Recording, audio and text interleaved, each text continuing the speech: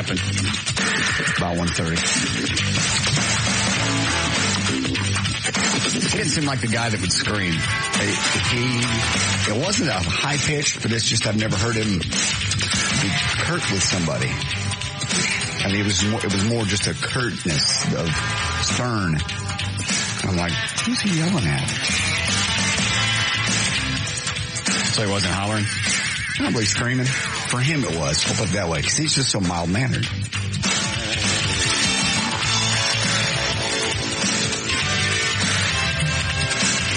And he was doing something for me? Yes.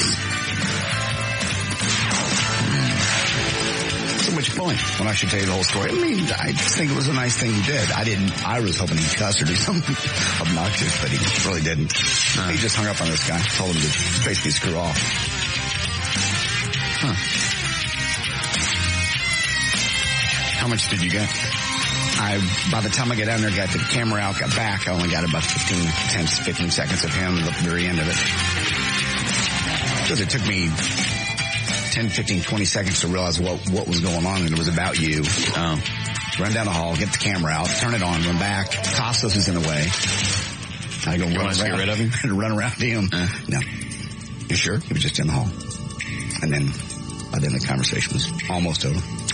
So if he wasn't hollering at somebody, what made you want to go listen? It was just a sternness in his voice. Where were you? I was coming out of the studio. I was doing some audio stuff. So you stood out there and listened? Yeah. All right, go ahead. You want the story? I mean, the whole thing, what I heard was... Yeah, Trey, tell me. Well, I won't tell you then. No, I need to know. I won't tell you. Tell me, Trey. No. What's the matter? You too tired from banging your mama? Tell me, Trey. You start that. Tell me, Trey. Okay. What happened? Nothing. Tell me, Trey. Forget it. All right. He was just going to bat for you, and you banging on him all the time, and I told you he's a good guy. I don't bang on him all the time. You do. I respect him. Constant. You don't. Yes, I do. No. Yes, I do. You don't show it then. There are a lot of things I don't show. Yeah. You can respect somebody and not be afraid of them. In fact, I believe if you respect somebody and you're not afraid of them, that makes the respect mean more. If you respect somebody because you're afraid of them, you don't really respect them. You're scared of them. You don't show the respect, though. Yes, I do. When?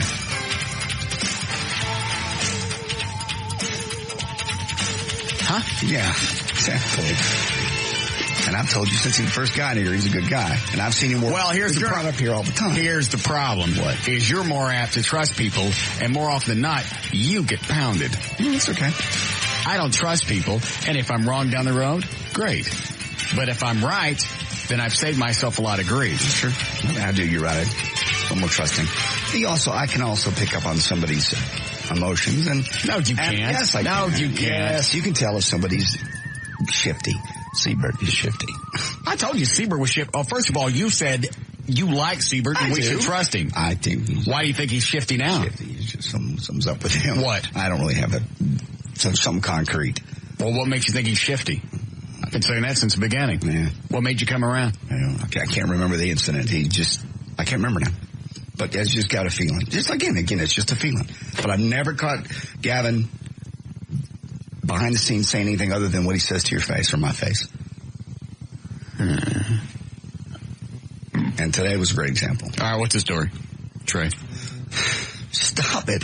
They wanted you to come to a meeting. It's a very, very big account. I'm not going to say the name of it. All right. So it's apparently... When? During the day, like next week. Oh. And no. Like a noon lunch deal. Busy. Millions and millions of dollars. Busy. Okay. And he basically said that. He goes, Russ works on his show that's when I picked up when he said your name. I went, He goes, no, Russ works on the show from 8:30 in the morning till 2:30. He comes in here and does the show. He doesn't have time to do a lunch meeting. Yeah. And you can tell the guy's chewing him because he's quiet and he goes, I don't care. And that's when I went, camera, let's go get the audio. All right. And they basically said, they wanted you for this meeting. It's a bunch of money. You're telling me that your star won't come to a luncheon for all this cash. Right. And he threatened to go over his head to go to Mel up in New York. Karmazin. Yes. Really? Yes. And what Gavin do? Gavin just said, great. Do that. Copy me on that email, would you please? Thank you. Have a nice day. That's when the guy just he was just short. I've just never heard him be rude to anybody. Huh. And that was rude.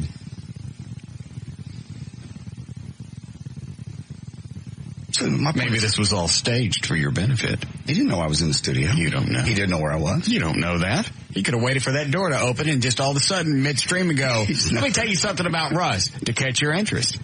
He wouldn't do that. You have no idea how manipulating he can be. He's not that kind of a guy. He's really not.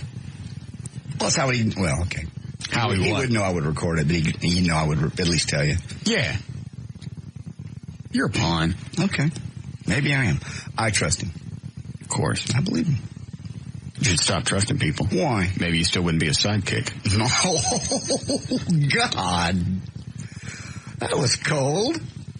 And yes, I would be.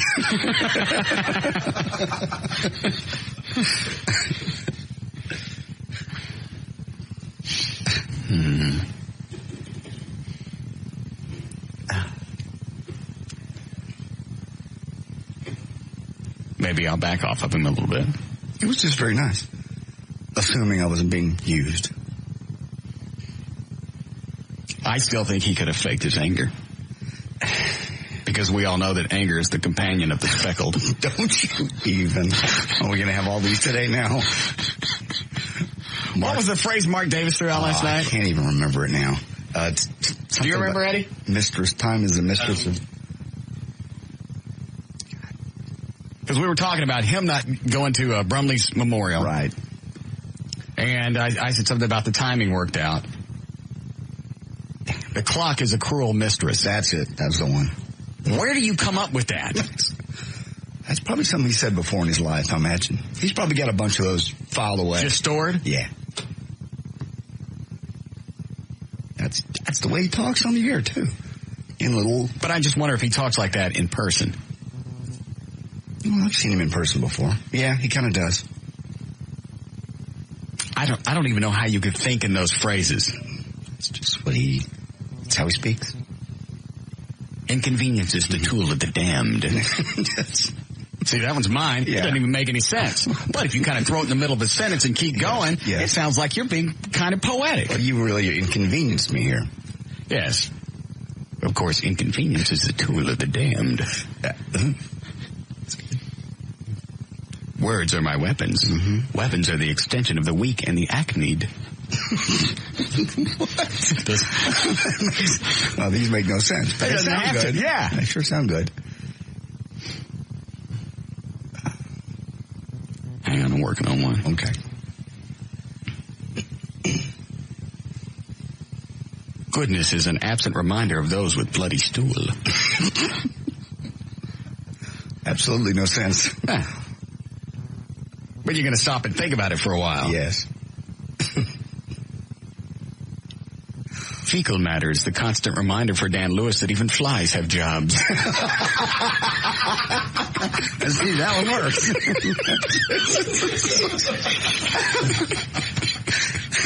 Yeah.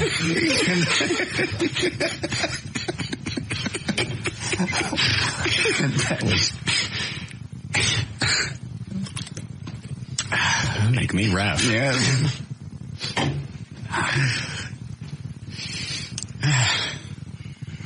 I'm out of stuff. Okay. Fecal matter.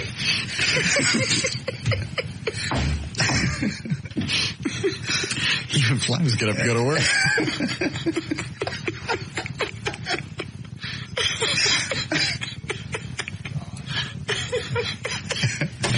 You know, he walks out to his car every day, passes a pile of dog crap, flies all around it. Show off.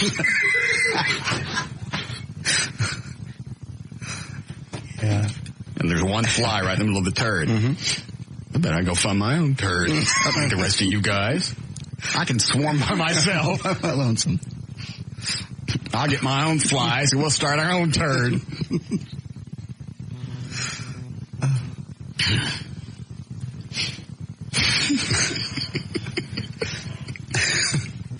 I'm just going to be a little bit of somebody's fly wife bitching at him, calling him a loser. Yeah. Let me get this right. You effed up a job where you swarm on grunt? Get out of here. Hi, Chris. Hey, Russ. I was wondering if you saw Dover on that Channel 8 morning show. Yeah, I saw him for a little bit. What was he talking about? Rebates. Yeah, he's promoting his book. I thought you know see if you saw that. Must have hit his website 5-6 times. Yeah. All right, buddy. All right, thanks. Yeah, he's on every Thursday. Oh, I didn't know that. Mm-hmm. Yeah, promoting his book, Back Off. Yeah, on how to shaft people that you owe money to. No, just collection agencies. People that you owe money to. You don't owe money to the collection agencies. Yes, you do. Sometimes they buy the debt, then you owe them. Like I said, you can't be pissed off because people are collecting money that they're owed. Sure. I mean, you didn't pay it. Now they're having to collect any way they can. You can't get pissed off because they're trying to get their cash. Well, there are legal ways around it, so obviously the government thinks you can. Just because we've discussed this before, legal and illegal don't always mean right and wrong. You owe me money, the right thing to do is pay me back, not find some cheesy-ass way to get around it. His book is about reorganizing your finances. His book is a way how to dance around paying people what you owe. Have you read it? Yes. You have not. I looked through that. Yes, I have. You haven't read it. Yes, I have. No, you haven't. Yes, I have. You lose. No. Okay. Got me. Hold on. Hello? Why? Hi, Benjamin. I'm minding my own business, driving home, turn on the radio, and I'm hearing myself being bashed. What did I do to you today? Hang on, let me think. Okay, never mind. Sickness is the ever-present cohort of incontinent hairless monkey pug. There you go, Ben. You asked. We're giving Mark Davis a hard time. He was on the show last night. I heard that. Did you hear that the phrase? Hang on, somebody wrote it down for me. The clock is a cruel mistress. Where does it come? How do you is it written? I don't know. Let's just agree to disagree, okay? No. There he is. Hey, now. Oh. Yeah, I heard that. Because he couldn't make the memorial service. Yeah. Oh, well. The clock is a cruel mistress. No, you're a lazy bastard that doesn't want to reschedule your photo shoot with your family. Too bad Brumley couldn't reschedule his untimely passing. Right. Yeah. What, by the way, you were there and I don't think I saw you. I didn't get a chance to visit with you at the memorial. Where'd you go? We stood in line for a couple minutes, and I looked at my girlfriend and I said, this is going to be such a blur for the family, for Laura, and I just, I'd rather send her a card or a call to want to help a month or two from now, after everything's died down. And so I just said, and also I was emotionally whipped. Between all of the eulogies and just all the emotion, I wanted to get out of it and have a drink. Yeah.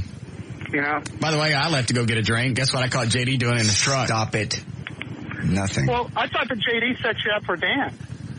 No, JD left me with Dan. He's probably still pissed off because I caught him sitting in his truck and Joy was doing some hand action when I walked up on him. Just really? Walked up to me to get alcohol and then bust me on the air. Doesn't make any difference why I walked up there. It does. No, it doesn't. I was giving you something. What is it? What is it about a memorial service that gives you a stiff dog? I think that's very inappropriate behavior. I thought it was, too. I would be very happy about that. Well, and Bromley would have been fine with it. I don't think so. Yes. There was no need for that. And as we all know, needlessness is an insensitive gorilla, Peter. Thank you, Mark. Did you like my rebate segment, Russ? I caught like the last 3 or 4 minutes of it where you were talking about your website. Well, that wasn't intentional. Scott really went over and above what I ever expected. But. Yeah, what was the rebate thing? I caught what you need to do. Like if I go buy something and whatever their rules are, you need to follow all of them so you make sure you get your money. Yeah, and this was all started because CompUSA sold me a Samsung monitor, flat screen monitor in April, and I got sucked into it because it was a $100 rebate, and I still haven't gotten my check. And, you really have to pay for your trail with these jackasses.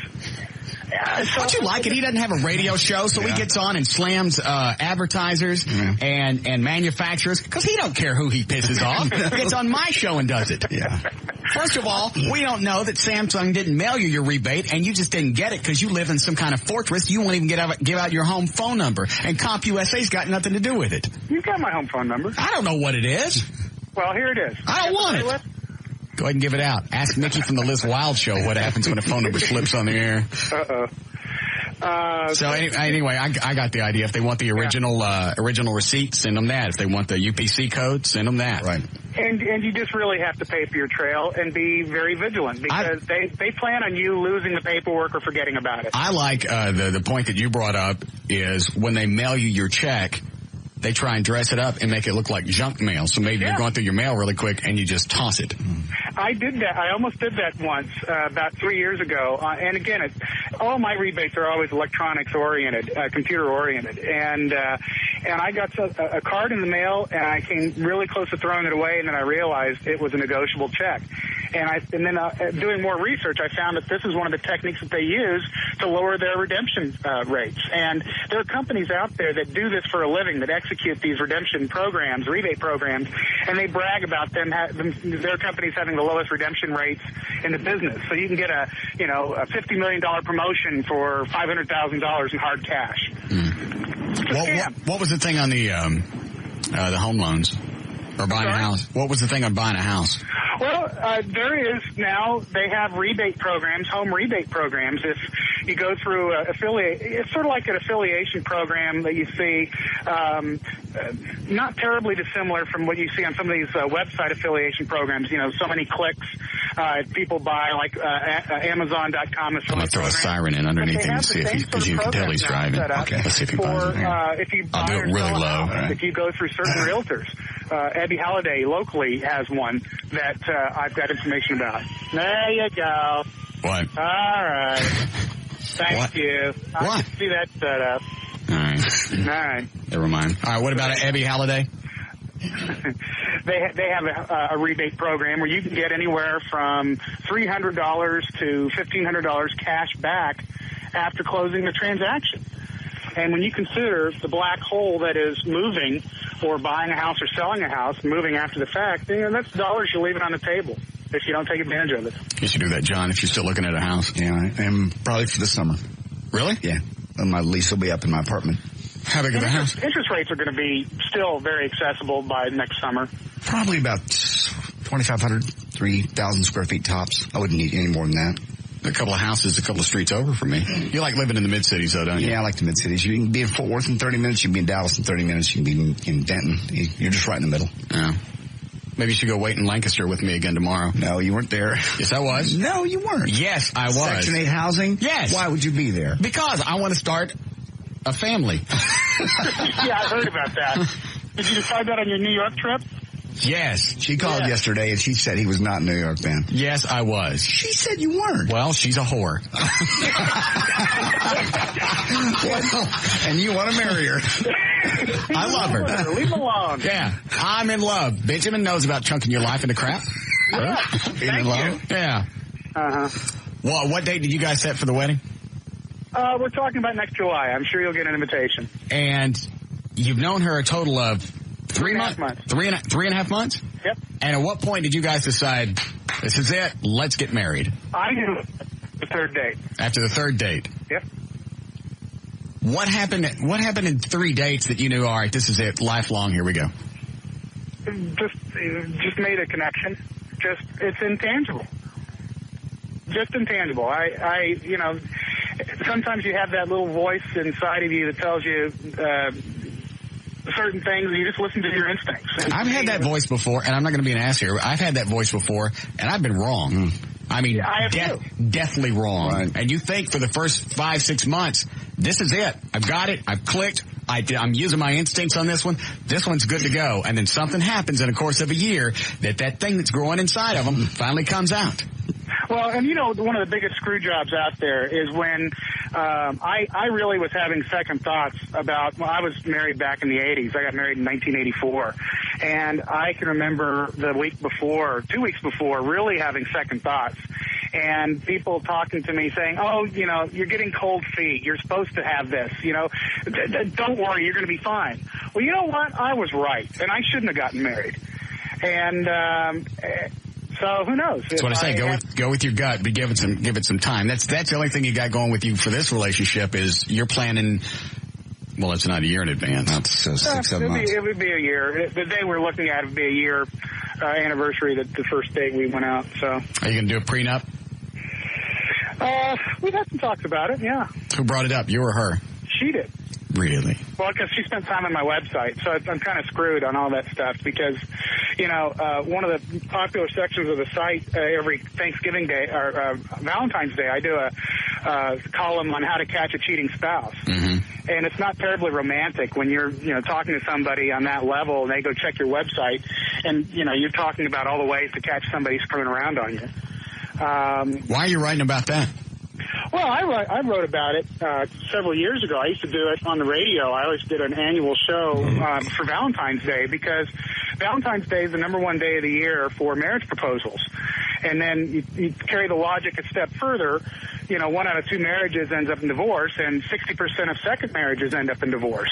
So it seems to me, just in terms of counterintuitive programming, that you need to talk about the realities of Valentine's Day. And it's fun because you're the Antichrist of love on the most romantic day of the year, so it's kind of fun. Hold on a second. What? It's a chick from on line 5 from CompUSA. Hold on a second, man. You're pissing off advertisers. And don't think I won't crawl up your ass about this. One moment, please. See, which line is it? Hi, Jody. Hey, it's the guy. It's me, Russ, that I call you all the time. Oh, okay, it's Jody. Hey, Jody. What? Is Benjamin there? He can hear you. He's on hold. Can he hear me? Yes. He's kind of pissed me off because he don't know what he's talking about when it comes to mail and rebate. All right, tell him, Jody. Whenever you hang on. Let me put him on. Hold on. See, you're there. All right, go ahead, Jody. Hey, Benjamin. Sir. Hey, whenever you do a mail and rebate, if you don't get it back, you have to deal with the company you bought it from, not us. I don't appreciate you at all coming in saying my company is trying to jerk people around. Well, it's funny because you've got you guys are saying call this number, and Samsung says no, you call this number, and everybody's pointing at each other. But all I can tell you is that I want my $100, and you guys should have given it to me back in July, and I still don't have it. So that's a Samsung rebate. That ain't a CompUSA rebate. Not us. All right. Well, you need to make that clear on the mounds of receipts. It's funny. That's why I didn't have no radio show. He's pissing off. Maybe you can figure it out. I did read my receipt. And I'll tell you what, pal. If it's on the instant rebate, it's a mail-in rebate. And that's watch this. I'm going to turn the mics off and say some stuff so only they can hear. Okay. And I'll show you exactly what I'm talking about. Why don't you come on up here to Urban CompUSA and let me see it, and I'll see what you screwed up. Well, hey, I think that it's time to drop him before I say something. No, you go right ahead. I gave O'Malley my private number. You can give me a call when you get done if you want. I'll get it from O'Malley. We'll get his volume, and I'll come over there and see you, buddy. That's fine. Can't wait. And I'll bring my camera with me, okay? Oh, and by the way, good luck with your new little wife. God. For 3 days. Get him off. Get that guy off. He asked for it. Somebody hung up. Oh, he's gone. This guy, obviously. I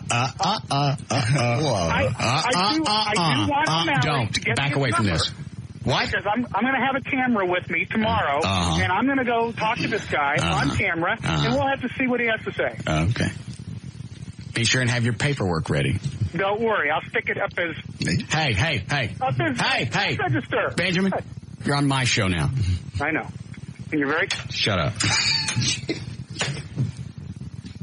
That was an interesting argument. Sit there and start bagging on our advertisers. You don't know what the hell's going on, and you get on his side, and I'm going to crawl up your ass. I'm not on his side. It's just... What? Were you there? Do you know what's going on? I have no clue. All right, then. That guy from CompUSA had every right to call up and defend his company.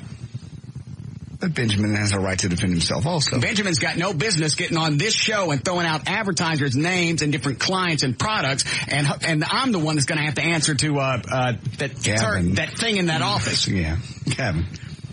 How dare him? If that's him calling back, don't even put him through because I'm going to crawl up his ass.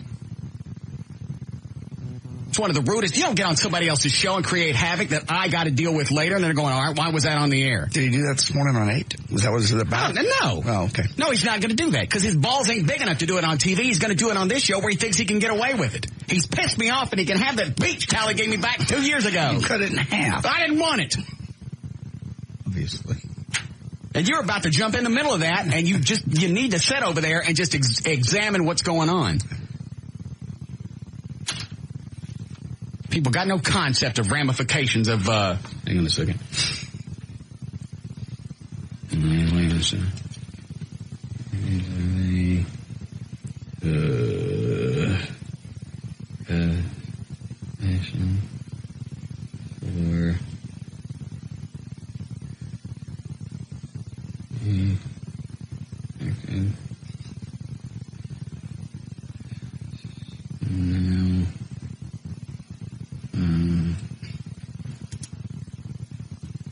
Rebates are the compensation for yeast-infected snowmobiles. I understand. Thank you. Now I got it. I know they're going in. I'd shut up. Sorry I had to end it on a note like that. I had it coming. All right, you use an insensitive gorilla, Peter? You did that one. It's a good one, though. I say incontinent hairless monkey puds? Yes. Okay, the one about Dan Lewis again? Yeah, that one I like. Fecal matter is a constant reminder for Dan Lewis that even flies have jobs. Thank you. Hey, tell Dover if he calls back, I'm seriously pissed off at him. I'm not kidding. I don't believe you. Understand. Clients and such. I don't even know if they advertise, but that's not the point. He doesn't know. I could be doing spots for CompUSA. I could be a big fan of Samsung. You don't get on my show and throw crap out, and then I got to deal with it in case you piss somebody off. I want to piss somebody off. That's my business. And you keep making that smart-ass face, and you're going to climb in the barrel with Dover. Because I'm sincerely pissed off about this. I'm not in the barrel. I like the way that you think that it's funny. It's not funny, but I totally understand what you're saying. You're right. I hope he goes to CompUSA and they drag him in the parking lot and beat him to death with one of his own books. Squash his head with the Samsung monitor.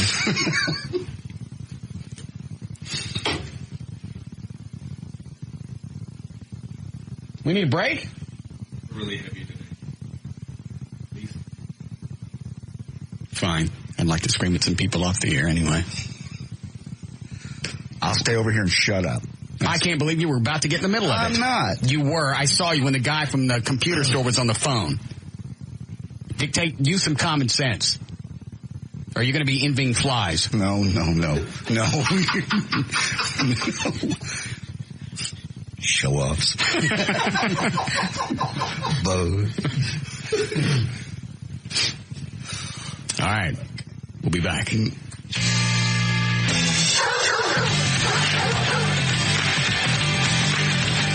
This is Russ Martin.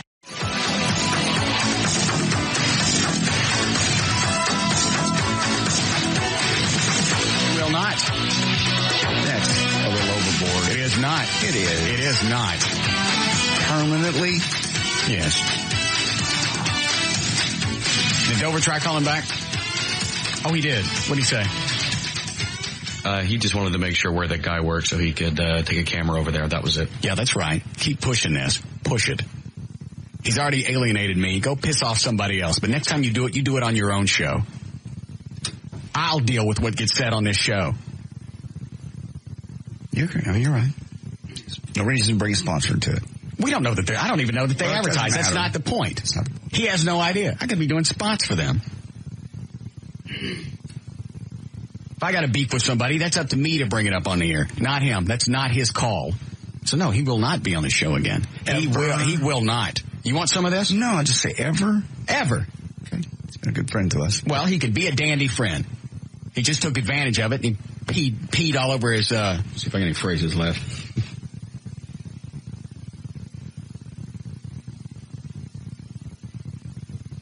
Eagle Mountain and the Fly's a good one. That one doesn't work. That one's Dan's. Doesn't fit here, I know. I'll work on something. Good. It's one less wedding gift and wedding I have to go to in July. Wow, come on. All right. He has no idea our relationship with any of these people. I know. None. I'm sure he'll send you an email later. He can send it all he wants. That's not going to change it. He didn't pull that crap on Channel 8. He's not going to pull it here. Why he thinks he can get away with it here, I don't know. I'm pissed off at a company. My job to jump on him. True. Because he can't follow instructions. He can go bag somebody on his own radio. Oh, he doesn't have one. I wonder why that is.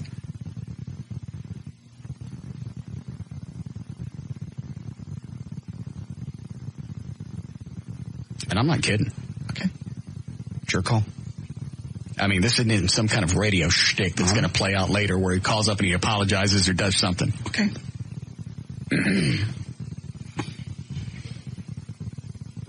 So you're going to defend him? That's your call. No, I'm not going to defend what he did. I'm just going to say. What if he said something and went, hey, it was one of your clients. It was one of your endorsements. Premier Nationwide. Yeah, what if he got on and said something about them? I agree. I mean, I'm not saying I'm agreeing with you. Are you on my side? I'm on your How come I don't feel like you are? I'm on your side as far as... Get mad like I am. I'm not. I agree with what he said was incorrect. On your show, you shouldn't be bringing up people's names and products and such. Yeah, because I don't know that really happened. That's irresponsible broadcasting. I agree. And to permanently delete him as a friend, though, over a mistake. That ain't a mistake. That was a vicious attack. Vicious? Absolutely. I don't think he thought it through. Yes, absolutely he did. He thought, hey, you know what? Here's an opportunity for me to bag on somebody that I'm having a problem with, and I'm going to do it here. Do it on your own show. You don't got a show? Wait till you get one. You can't wait that long? Tough. You're right.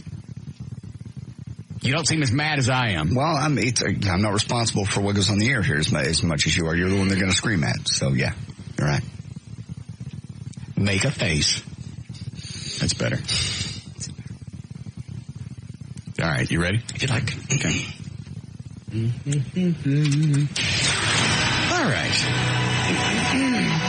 3:52. J.D. Ryan's on Live 105.3. And it's brought to us by Miller Lite.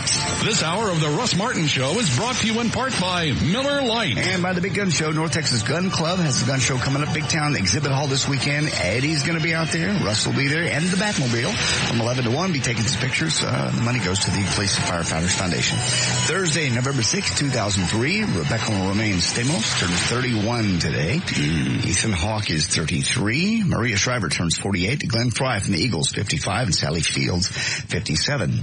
An Al-Qaeda website is running a warning issued to Muslims to leave Washington, D.C., New York City, and Los Angeles because of implied imminent terrorist attacks. The title Warning to Muslims in America. As of Tuesday, there have been no increase in the Pentagon's yellow terrorist status. Yellow represents the elevated status on the 5-point chart. Our Muslim brothers in America, we ask you to immediately leave the following cities: Washington, D.C., New York, and Los Angeles. The directive claims that U.S. soldiers stationed in Iraq and Afghanistan, quote, are the only ones who know the bitter truth about the situation overseas. It ends with another verse from the Quran. Fight them. Allah will punish them at your hands and will humiliate them and will help you to overcome them and will relieve the minds of the believers. Cincinnati Reds outfielder Darnell Stinson was found dead. Who's outfielder? Cincinnati Reds outfielder. Did he say that? Cincinnati Reds outfielder Darnell Stinson was found dead. Sound like Cincinnati. Sound like some kind of foreign country. What are they doing with the baseball team? It's not. Found dead early Wednesday on a residential street after he was shot and apparently run over in a Phoenix suburb. The man was being held by police for questioning. No charges have been filed as of early evening. Stinson is 25, made his major league debut this season and played 37 games for the Reds. He hit .247 with 3 home runs and 13 RBI. What is that? God! Are you rotten? Witnesses told police a black SUV was seen. We have spray. Mm-hmm. Can I have it? Why? Because you stink. Say Dover was wrong. Dover was wrong. Are you mad at him? I'm mad at him. How long? Bastard forever. Okay. Spray. Witnesses told police a black SUV was seen leaving the area. About 2 hours later, Mesa police found a vehicle matching the description, and it was registered to Stinson. The man driving the vehicle was being held by the Chandler police. This will be cut number 6 when we get to it. Biologists from the University of British Columbia say herrings communicate by farting. Scientists knew the fish made high-pitched sounds, but Where'd you get this story? Where'd you get it? From our prep service. So it's not AP or anything? It's actually the original story came out of a magazine called New Scientist. All right, go ahead. Herrings communicate by farting. Scientists knew the fish made high-pitched sounds, but they didn't realize the herrings actually talked to each other until they saw tiny bubbles emanating from the herrings' bottoms. For starters, the herrings only talk that way after dark when they can't see each other, and plus the amount of food they've eaten has no effect on the frequency of the farts. Pull my fin. The sound squeezed out of the herring's buttocks is at the pitch that It's not a real story. It's from a magazine, New Scientist. Okay. Cut number 6. Here's a herring fart. It is not. Why? It's a legitimate news source. New Scientist? New Scientist magazine.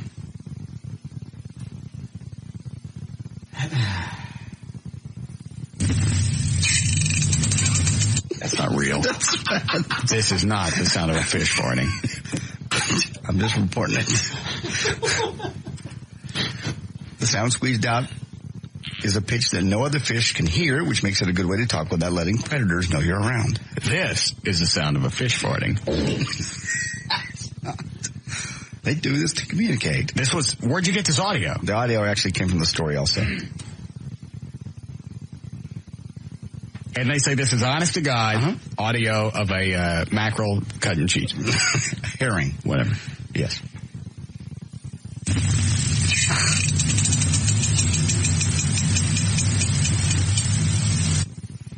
There you go.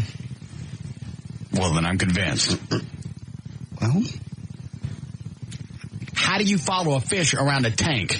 I don't know. Probably you can put all kinds of sound equipment in there. But you got to follow its ass around. I think, well, I'm sure sound wave travels a long way into water. Okay. So they could just put the, small tank. You're right. It's from New Science. I found the actual link. newscientist.com. Real website. The world's #1 science and technology news service. That's what it says on the website? Yes. Well, that's obviously real. Just because it says it on the website, it obviously must be real. It's a real magazine. An example I'll throw out, the DanLewisShow.com. Okay. Go ahead. Toby Keith, who had the most nominations of anyone with 7, walked away from the CMA Awards empty-handed. Toby's always complained about how he doesn't win any awards, and he figured, well, out of 7, he'd at least get 1. He didn't. Dixie Chicks got shut out, too. They were up for album and for vocal group of the year. Johnny Cash received 3 for, well, I won't tell you. I'm going to let you guess what everybody got. We never did bet yesterday. Do you want me to take Sure, run through the categories. Entertainer of the Year, Brooks and Dunn, Kenny Chesney, Alan Jackson, Toby Keith, or Tim McGraw. I think I read someplace that Toby Keith got hosed on everything, so I know he's out. I will say... I have his new CD for you, by the way, if you ever want to hear anything from it. Who? Shock and Yaw, Toby Keith. Let me see that. Where'd you get this? Actually, Sam from Melissa Wild Show gave it to me. All right, give me the...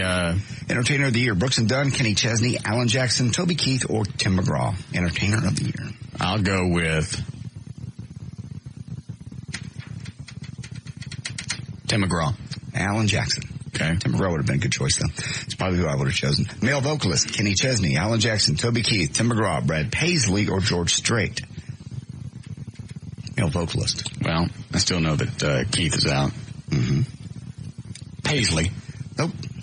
Alan Jackson again. All right. I would have gone with George Strait. Female vocalist, Terry Clark, Alison Krauss, Patty Loveless, Martina McBride, or Dolly Parton. Terry Clark.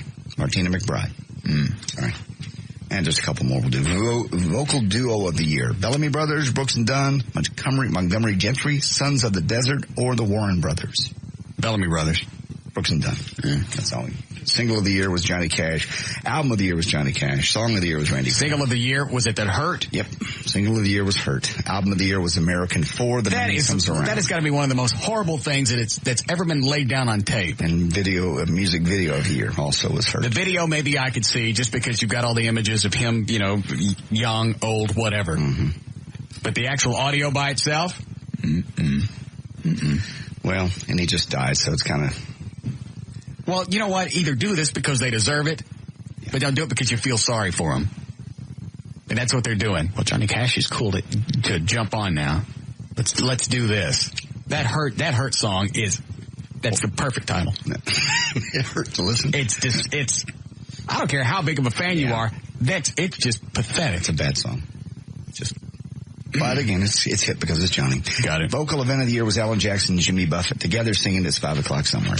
And let's see, police investigating separate complaints of domestic assault filed by married country singers Lori Morgan and Sammy Kershaw. Morgan says she was assaulted by her husband during an argument in March. She also says Kershaw yelled and poked his finger into the chest of her 16-year-old son. Police helped Morgan get a protection order against her husband 2 years ago. So she told the detectives Monday she didn't want to prosecute him criminally. This is her 5th marriage, by the way. So So Rosie O'Donnell has admitted now to making a cancer insult to a breast cancer survivor. Wednesday was the fourth day of the trial between Rosie and her former publisher of Rosie magazine. Cindy Spangler, the chief marketing officer of G&J Publishing, testified yesterday that during a late-night phone call, Rosie accused her of being dishonest, saying, quote, "Do you know what happens when people lie? They get sick and they get cancer." Outside the courtroom, the woman admitted... And this chick had cancer? She's a cancer survivor, breast cancer survivor. Well, I guess Rosie was right. Stop it. You What? Nothing. She said it and it happened?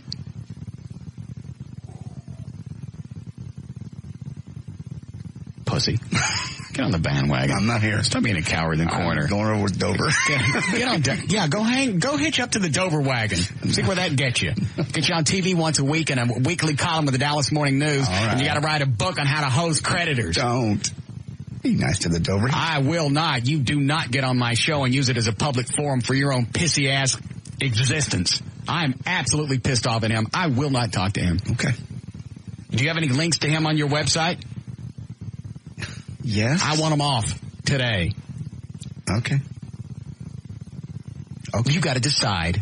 I'm drawing the. What am I drawing? The line in the sand. That's what I'm drawing. Listen, I can't. Listen. Either you're with me or you're not. Well, I'm with you, but he's a friend too. I can't be friends with Dover at all. I can't speak to him. Mm-mm. What's the number one rule? You got to hate the same people I do. How can you hate him? He made a mistake. No, he didn't. He was trying to be a smart ass and use this show to get back at somebody because he's got no other avenue to do it. So he's going to use this. And they run the risk of me having to deal with telling somebody else to shut up. Because you know damn well how stories get construed, and by the time it gets to whomever... Mm-hmm. You're the one that said it, I know. Yeah, I said it, and somehow I said that whatever company it was responsible for the kidnapping of Patty Hearst and the bombing on Pearl Harbor. No. If you're telling me I can't have him as a friend... You decide. I'll give you until tomorrow. Well, it's like what? It's like when I got fired back in the early 80s, and they told you could be friends with me? I told them to screw them. So is that what I should tell you? First of all, you didn't do anything to get fired. They fired you because of some chicken-ass reason. I was standing up for my buddy because he was right.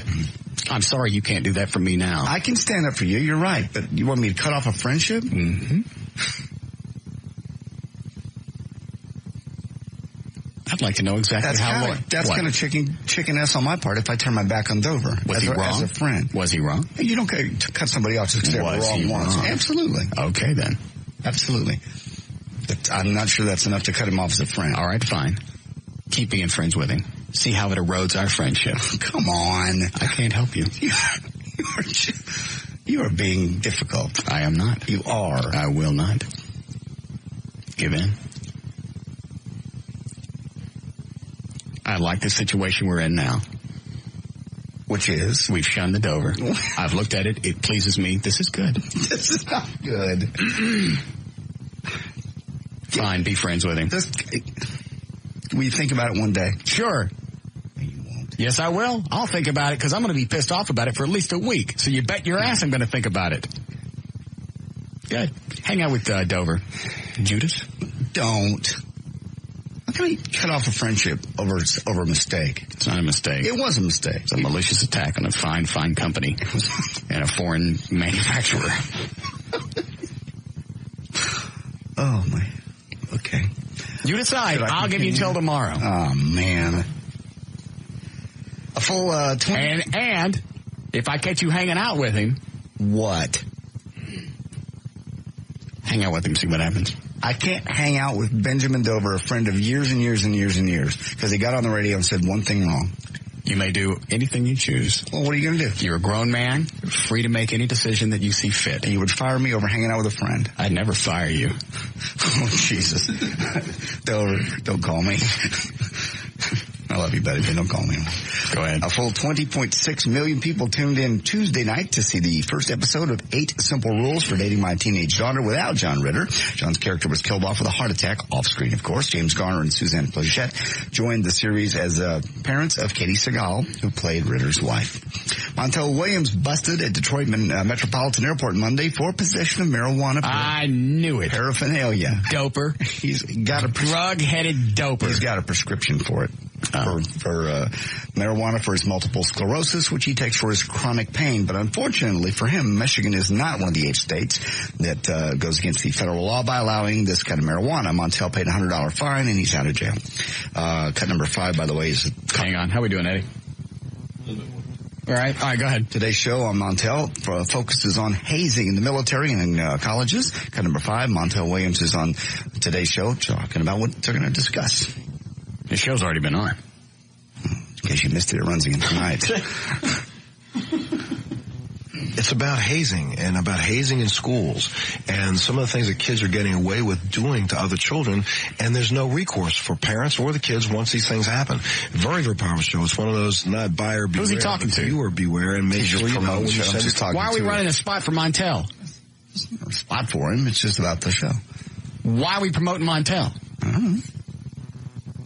Who's the news director? Who picks this stuff? I do. All right. Why are we running spots for this guy? Just because he was in the news with marijuana and such. Oh. Go ahead. All right. The music world mourning the loss of Bobby Hatfield. Oh, no. Yes. Who's that? Half of the Righteous Brothers. Which half? Probably half that's dead. Hatfield was found dead in his hotel room in Kalamazoo, Michigan, Wednesday night. The short one or the tall one? He would be the short one. He's a short one. Bill Medley was a tall guy, right? Yes. All right. He's the one that did the thing with Jennifer Warnes or something. I've had the time of my life. Right. Yeah, all right. Wednesday night. The good one's still alive. Half an hour. Good. Oh, good ones. What did Hatfield do? Harmonies. They found him a half hour before they were getting ready to go on stage at Western Michigan University campus. See, look at that. More flies employed. Dan Lewis can't get a job. God. Would you want any more audio? Love to hear it. Elf opens. What, are we going to run stuff for Oprah or maybe something on ABC tonight? No. Go ahead. Ran some Oprah audio yesterday. Elf opens up in theaters. Will Ferrell's in it as Buddy. Cut number 4, Will Ferrell says he had to make sure he kept his energy level up for Elf to the dismay of his co-star. That's cut number 1. You said cut number 4. 1. You said 4. I didn't. But okay. Cut How number much? 1. How much? No, but if you say I did, I did. It's cut number 1. It's cut 1. You throw down some cash? No, I believe you. Don't get frustrated at me when you're the one that screwed up. I don't remember saying it, but okay. I'm looking right at the number. I can't believe. Let's say, I know why I said 4. Never mind. I know why you said 4. Why? I don't want to make you cry. That's mean. I kind of had to...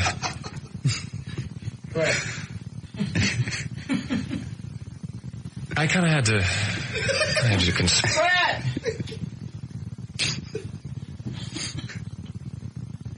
Why did you say 4? Because on the actual cue sheet it's 4, but I've made it cut number 1 on my cart. Okay. Well, that's certainly not the excuse I was going to come up with. I know what your excuse was going to be.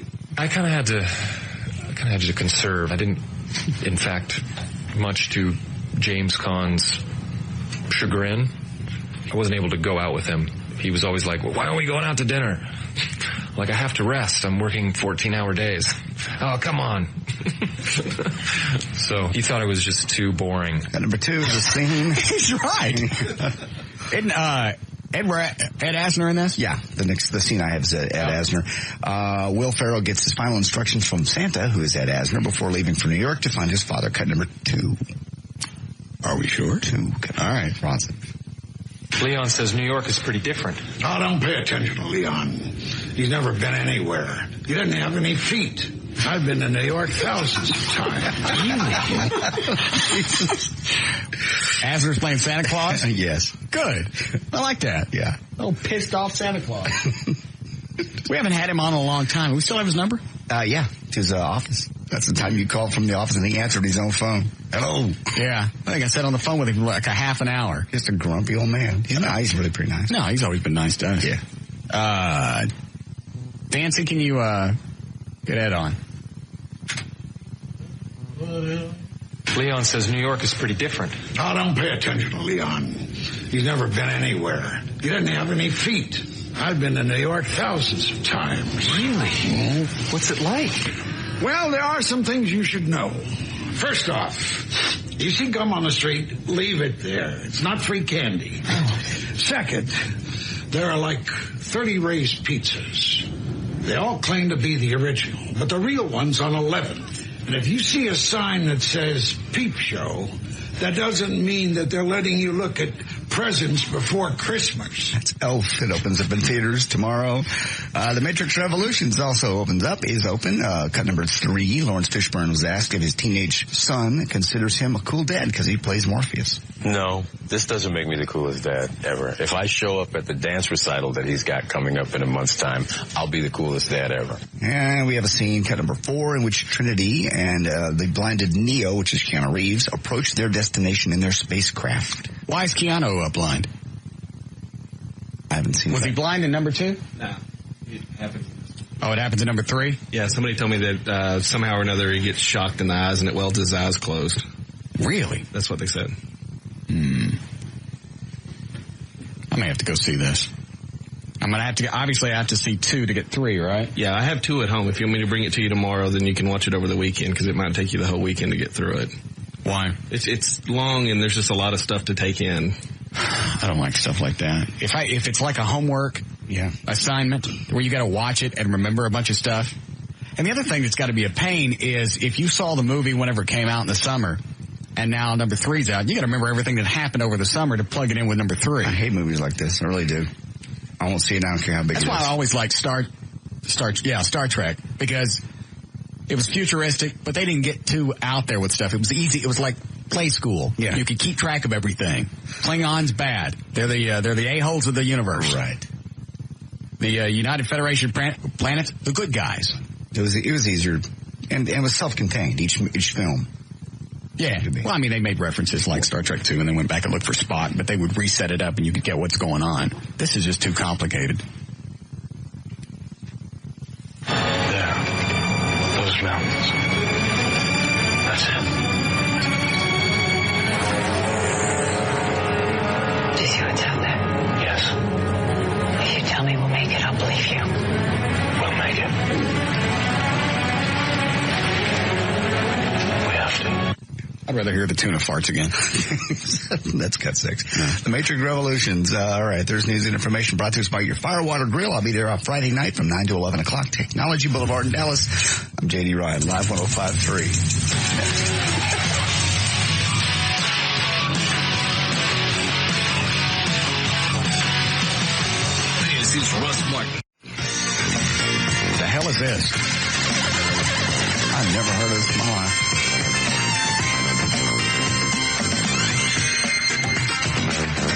Sounds like Billy Preston when he Space Race.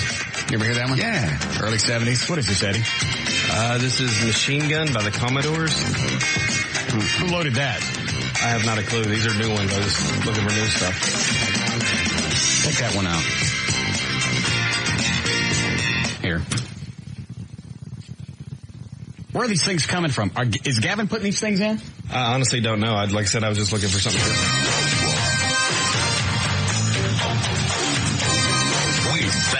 To the Russ Martin Show on the Alternative Talk Station. Live, you know what this one is? No? 105.3. I don't know what it is either. Do you know, Dan? I want them to stop loading stuff in here that I don't know about. It's trying to make it sound like an alternative rock station, alternative talk station. Load something good in there. Better. God. Barry? At least I know what it is. We're back to the Russ Martin Show on the Alternative Talk Station. Live 105.3.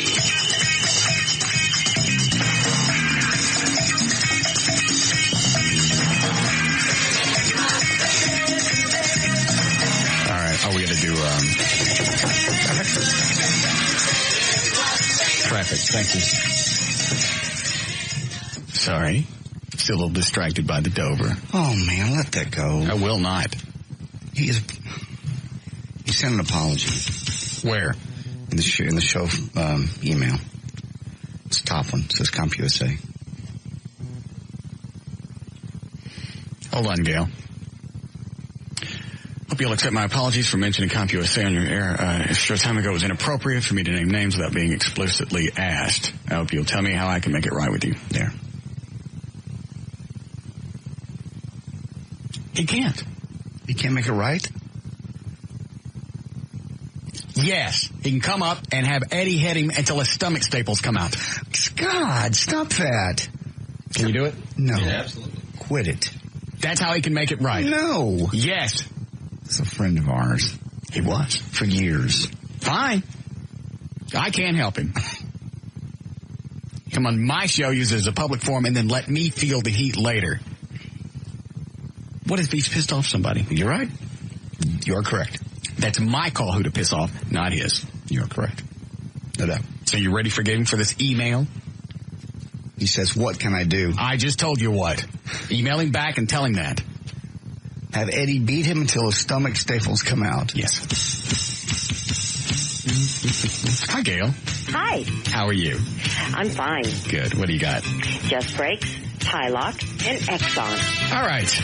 Your out cue is drink responsibly. Just Brakes gives a pro rata 50,000-mile warranty on everything they do, and they offer same-day service. Just Brakes. Just stop and think about it. It's not LASIK, it's Intra-LASIK. Come and discover the Tie Lock advantage this Tuesday evening at our free Intra-LASIK seminar at the Tie Lock Eye Care and Laser Center. Call 972-258-6400 to attend. Now at participating on-the-run stores at Exxon locations, Bud and Bud Light 20-pack bottles are just $13.99 through November 15th. $13.99. Now that's a refreshing deal. Plus tax and deposit were applicable. Please drink responsibly.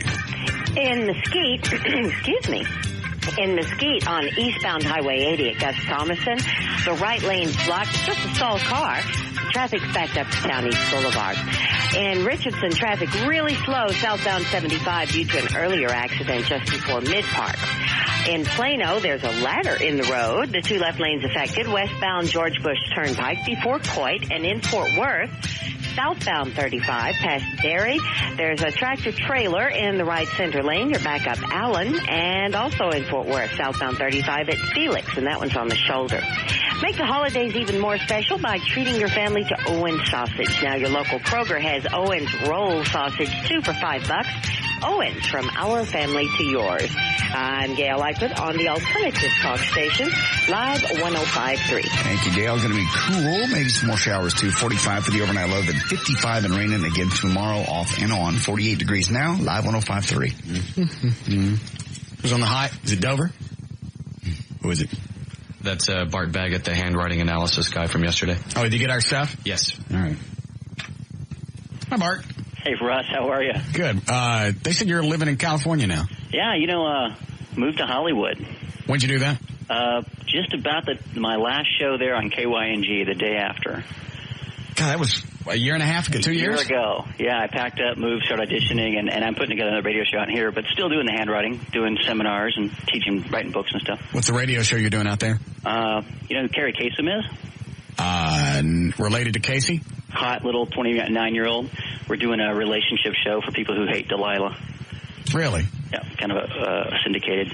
So we're working with a comedy guy. So is it are they related to Casey Kasem? Yeah, it's his daughter. Okay. So no, we're not in production yet, but I'm putting that together. So I'm not out completely of the radio business, but you never know. All right. You're the only one that survived around that station, apparently. Yeah, I guess. I like it. Yeah. One Stern. Mm-hmm. Sort of. What do you mean, sort of? Nothing. All right, so you got all the faxes? Yeah, you're going to love me or hate me when we're finished with this, because you've got like one normal person and 3 psychotics you sent me. All right, so you got... Does he know who on the show that we sent? But he just didn't know whose is whose. All right, so you've got Everett's, JD's, Eddie's, and mine. Correct. All right. And since I haven't heard the show in about a year since I'm not living there, I'm not going to be great at picking out who's who. Well, you could just give us the characteristics, and then we'll tell you which one is which. Yeah. Hold on. Does everybody remember their numbers? Do you remember yours, Shady? I wasn't given a number. I know what mine is. Hang on, I got them written You have him someplace, Eddie? Hang on, let me look. And people can follow along. Well, that's not right because that's not my number. I had to change it. Oh, you did? Yeah.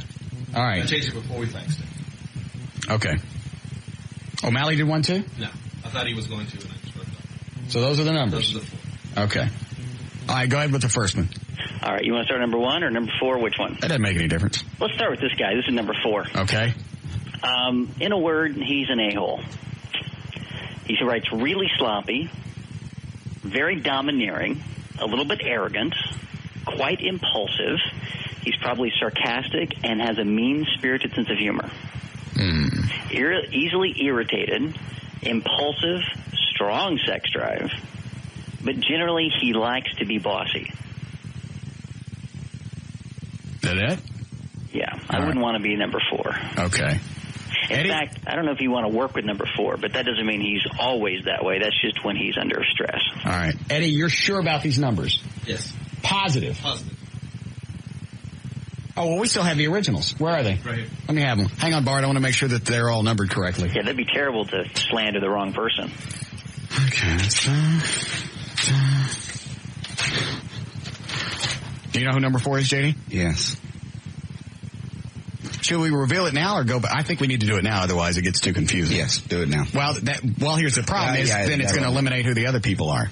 Yeah, why don't you guess, Russ? To take out of the 4 of you, which one do you think is the most domineering, irritatable, angry? Let's just we'll set these aside one at a time, and then we'll say who everybody is. Otherwise, it's going to eliminate it, and there's no magic at the very end. Right? Does that make sense? Whether it makes sense or not, that's the way we're going to do it. We'll say who everybody is at the end. Yeah, just recap at the very end. Yeah. All right. So that's number 4. Go to number 3 now. Number 3. Now, understand, all of you guys printed normally. Right. And then I had you write cursive. So some of your cursive is pretty horrible because you haven't written in years. Right. So yeah, some of it I had to stop and think what the letter looked like. Me too. Yeah, so a lot of this is printing, but some of the cursive really brings it to life.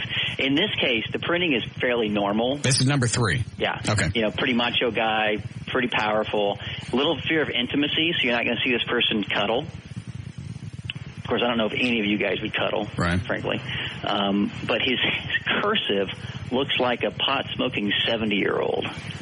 It's shaky. It's kind of a brain-damaged nymphomaniac. That's what the cursive looks like. Okay. So here's the personality traits. Probably successful. Issues with women, so likes strong, challenging women and attracts the ones that are kind of tough.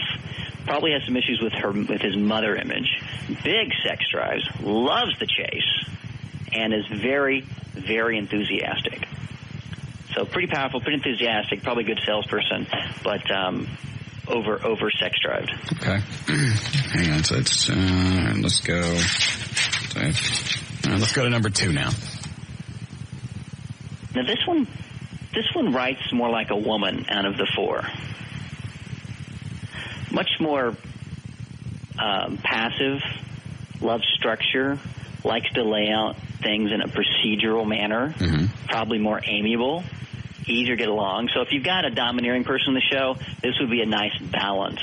So this person is not going to engage in arguments all the time. Okay. So this person will be a little placating to keep the peace. Empathetic, which is great, emotionally responsive, handles criticism better than the others, and his self-esteem fluctuates a little bit. And I wouldn't say this is as sharp as the other one. So of all these, not this person is not intelligent, but it's not as quick. Got it. This person needs to be more structure to him. So in school, he's on page 1 and you're on page 5, or whatever. So you're saying this one's a little slow? He's take the short bus, yeah. Okay. All right. What about number 1? Number 1. This is the most bold. This is a block printer. Bold, smart, independent. Has a little bit of an ego. Not a big ego, actually. Average self-image. In fact, everyone here has a pretty good ego with an average self-image, so there's all a little compensation going. All right. Mine's bigger than yours. Yeah. This person doesn't really show his feelings in a relationship. They'll put it aside for a while.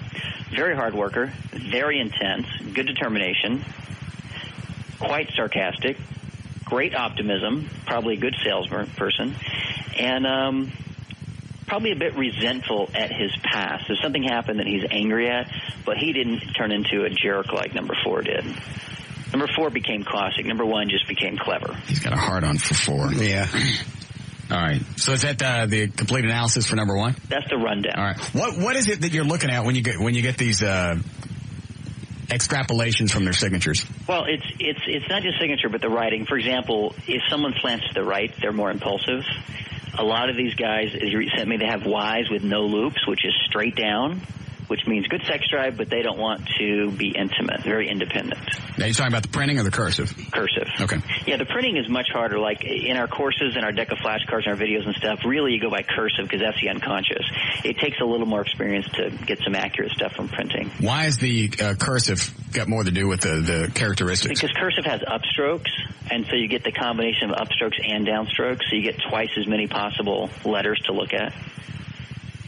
Which is handy for guys because most women write cursive and a lot of guys print. So we get more dirt on women if we're going out with them so we can decide if they're psychotic or not.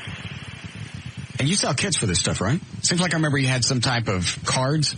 It's like a flashcard. You have a certification course. And on my website, I put up a banner with your name on it, and they can download my latest book as just a free gift. What's the site? HandwritingUniversity.com.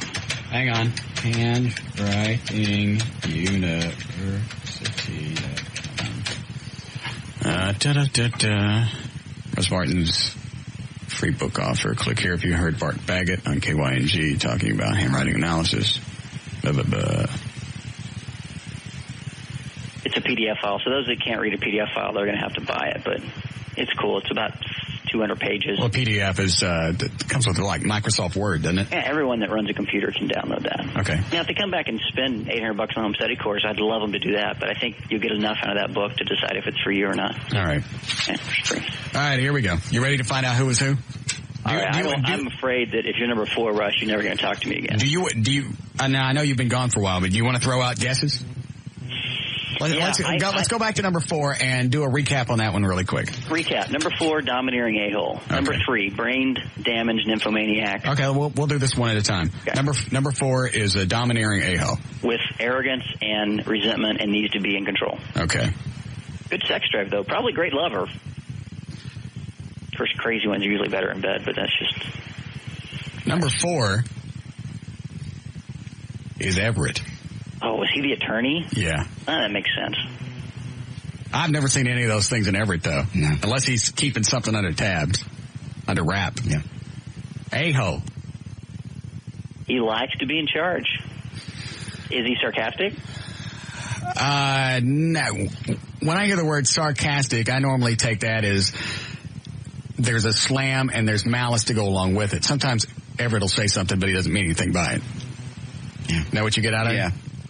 He says a lot of things that he doesn't mean anything by, which he shouldn't say a lot to begin with. It's like when Janet St. James was in here yesterday. He starts throwing out little lesbian comments with her and her assistant. Went, that's it. If you think she's not coming back over what I'm saying, wait till Everett pisses her off. When he threw out the hey, you got something going on, and he threw out the lickety split. It's like, what, you wouldn't, and what have I told him over and over? If you wouldn't say it in real life, don't say it in here. Right. And the first time you meet a chick, you wouldn't say that. No, you wouldn't. I don't even know if I would. You wouldn't. You wouldn't say that. A, it's cheesy. B, it's rude. All right, so number 4 is Everett. Let's go to number 3. Recap on that one. Number 3. This guy, like I said, never writes cursive, so the printing is a little limiting, but he's macho, little fear of intimacy, great enthusiasm, little issues with women, probably issue with his mom, and has very, very strong sex drives, but doesn't cuddle. Number 3. Who do you think you are, Russ? Which one are you? You know. Do you know? Yeah, I know. I got the number. I got them in my hands. That's how I'm giving the answers.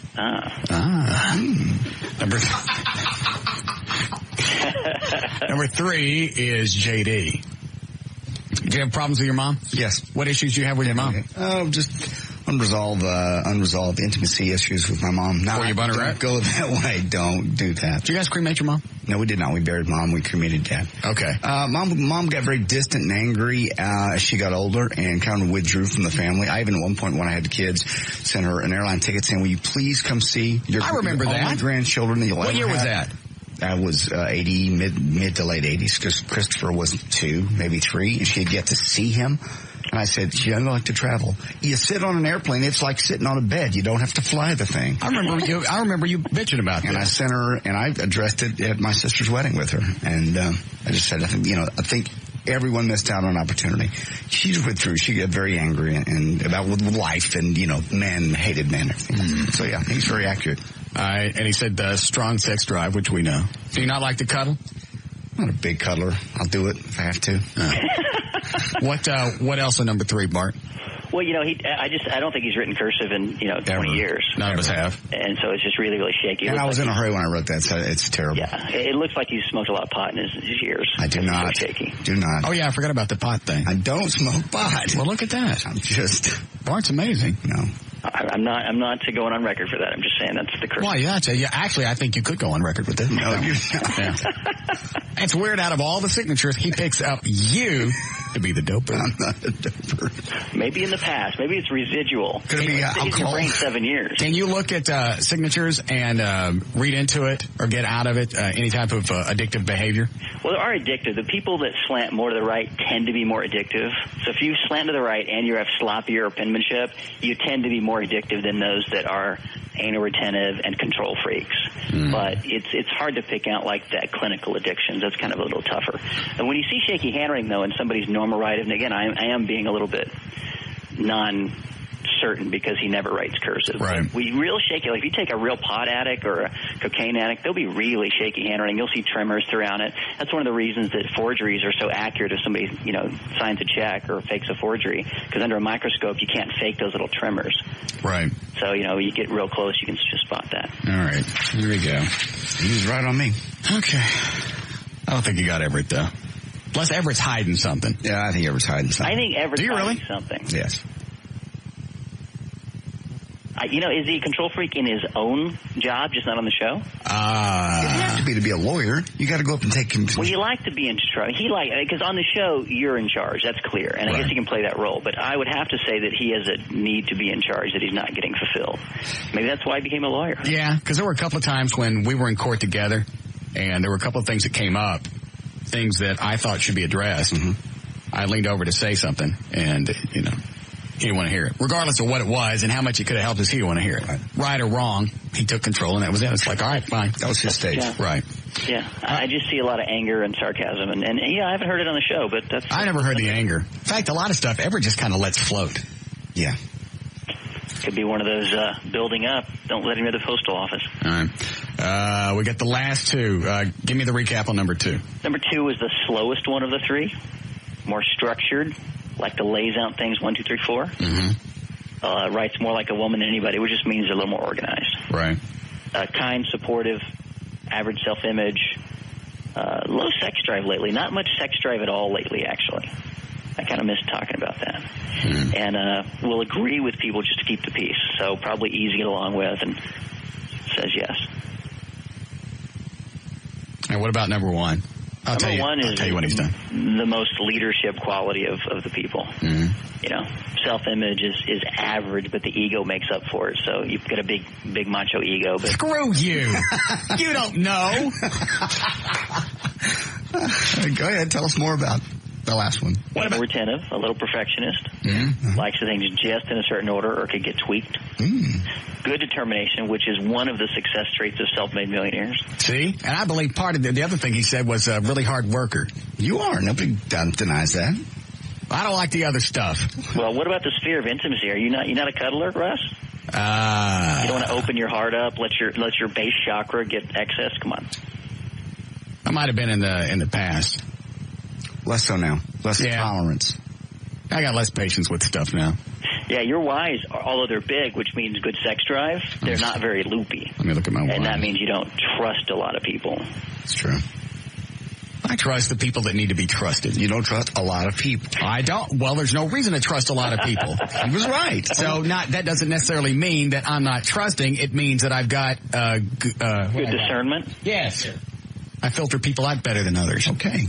And you have a fear of getting hurt, so therefore you filter them out strongly. Thank you. And you have resentment at your past, so you got a little anger going on. You and Everett probably connect on that. I'm trying to think what I'm pissed off about everything in my past. The way I was raised, things that happened with chicks, getting screwed over by bosses that were on coke. There's plenty of everybody's got stuff to be pissed off about in their past. Which boss was that? That was back in the 80s. Oh. Actually, JD and I worked for two different people that were on coke. Yep. Well, in the 80s, that was the...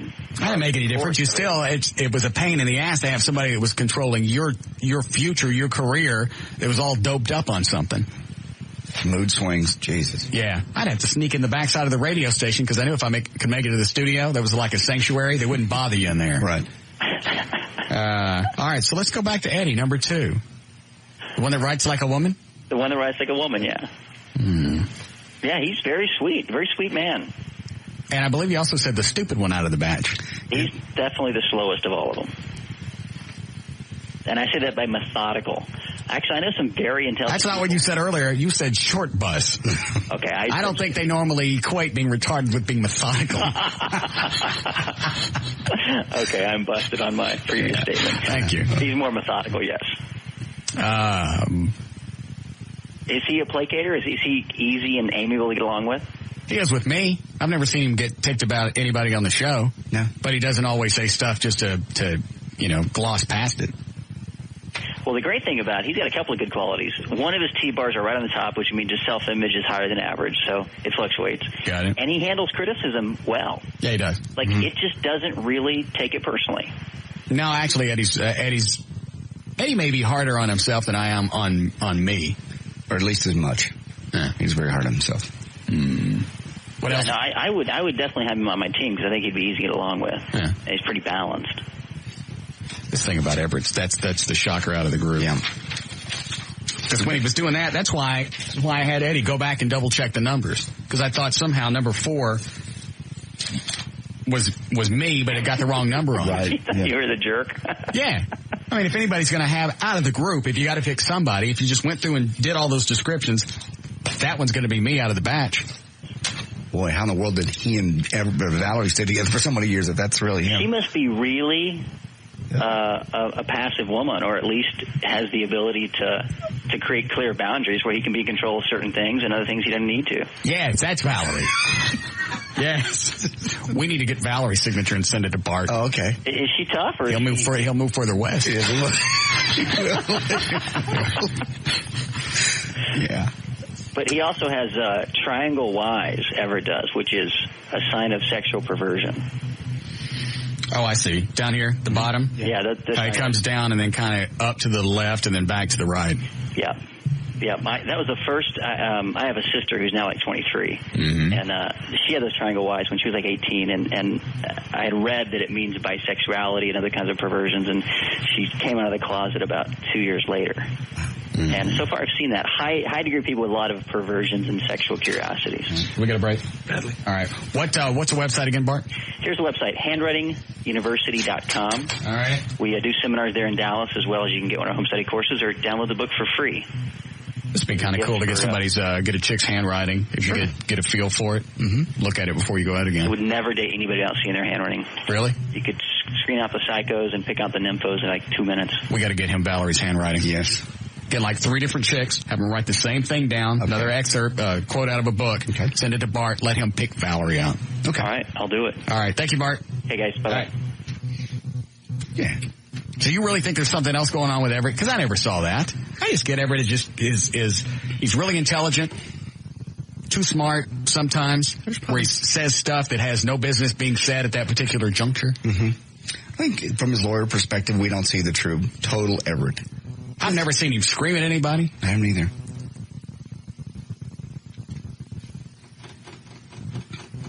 Bet Valerie has. You think Valerie's seen him scream at her? Yeah. Don't you think? I don't know. She's never said anything about it. Yeah. I don't know if it would do any good. What, screaming at her? Yeah. Yeah, you're right. Huh. Too many analogies to go through. All right, we'll take a break. We'll be back.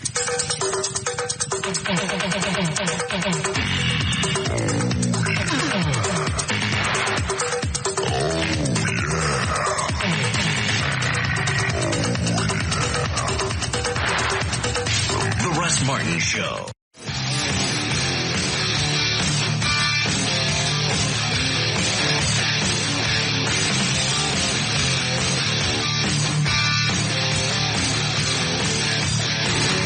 illegal ID? You did? All right. We'll do news here in a second. Hi, Rob. Hey, Russ. What's going on, bud? Yeah. No, I've seen him in court. I've seen him in traffic court before, and he seems to be real in control of everything that he's doing. He controls conversations when he talks to his clients. He seems to dominate the conversation when he's talking to the DA. So.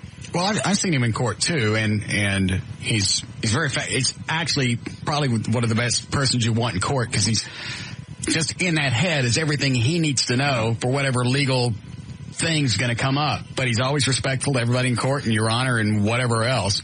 I've never seen any of this other crap that Bart was talking about. I don't know. Just seemed like he was a little bit more upfront than he is on air. So. All right. Thank you, Rob. All right. Appreciate it. Somebody sent an email that said they've used handwriting analysis for,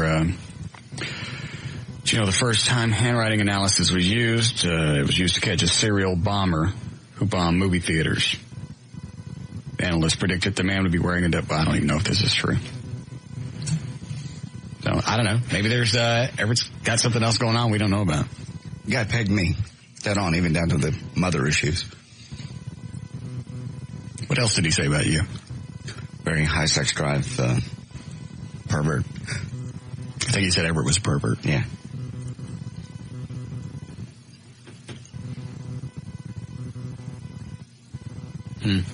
Just everything threw me off. Yeah. So I really saw it. We had the signatures numbered wrong. All right. What about you, Eddie? He said low sex drive. He pretty much hit the nail on the head on that one. My kid's been sleeping with us for the last couple of months. Which one? Jonah, the smallest one. Oh. So that's something you don't work around. What?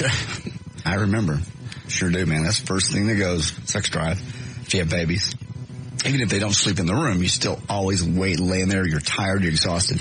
One of you got to get up and feed them when they're little. I ain't getting no reversal. I don't think so. You would not be happy with your life. But does it make any difference that it's your kid? Well, certainly it makes a difference. My child needs me. Does that come into play? Because if it was somebody else's kid, he'd die. Nah, it's not 3 a.m. when you just literally, I've fallen asleep feeding the baby. You're just so tired. I said my dad used to do that. Would rock and feed me. Uh-huh. Breastfeed? No. He'd fall asleep. He didn't breastfeed you. You do. You're exhausted. That's why I was emaciated. You weren't. No, you grew up fine and healthy. My dad breastfed. Man, just fall. You would get so the baby would suck and suck and suck, and the air inside the bottle would collapse, and then every night, then you'd pull it out of the baby's mouth. That would shock the baby. The baby puke, and you get to start all over again. I swear to God, because it'd get gas on its stomach. You couldn't pull it out slower? You're falling asleep. You couldn't pinch his lips? You can't. Then he'd yak, and then he's hungry again? Yeah, he's empty. You have to start all over. Because he's got gas on his tummy, and you go to burp him, and everything comes out. Now you're dirty. The floor's dirty. The baby's dirty. He's crying. He's upset, and you get to start all over. I'm not having this thing reversed. I don't care who I meet. I don't care how bad they want a baby. Unless they swear to God, I don't have to touch it. It's like David Letterman. He's going to get up at 3 and 4. He won't. He's going to get a nanny, and somebody's going to watch that kid. Exactly. You don't get to be 56 and they get to the position that he's gotten to, and then he's going to get up at 2 or 3 o'clock in the morning. They're going to have a live-in nanny. You watch. Of course they will. That kind of money, I might too. Yeah, it's not going to hurt the kid. 2 o'clock in the morning, they don't know who's feeding them. All they want is something to eat. It's something else.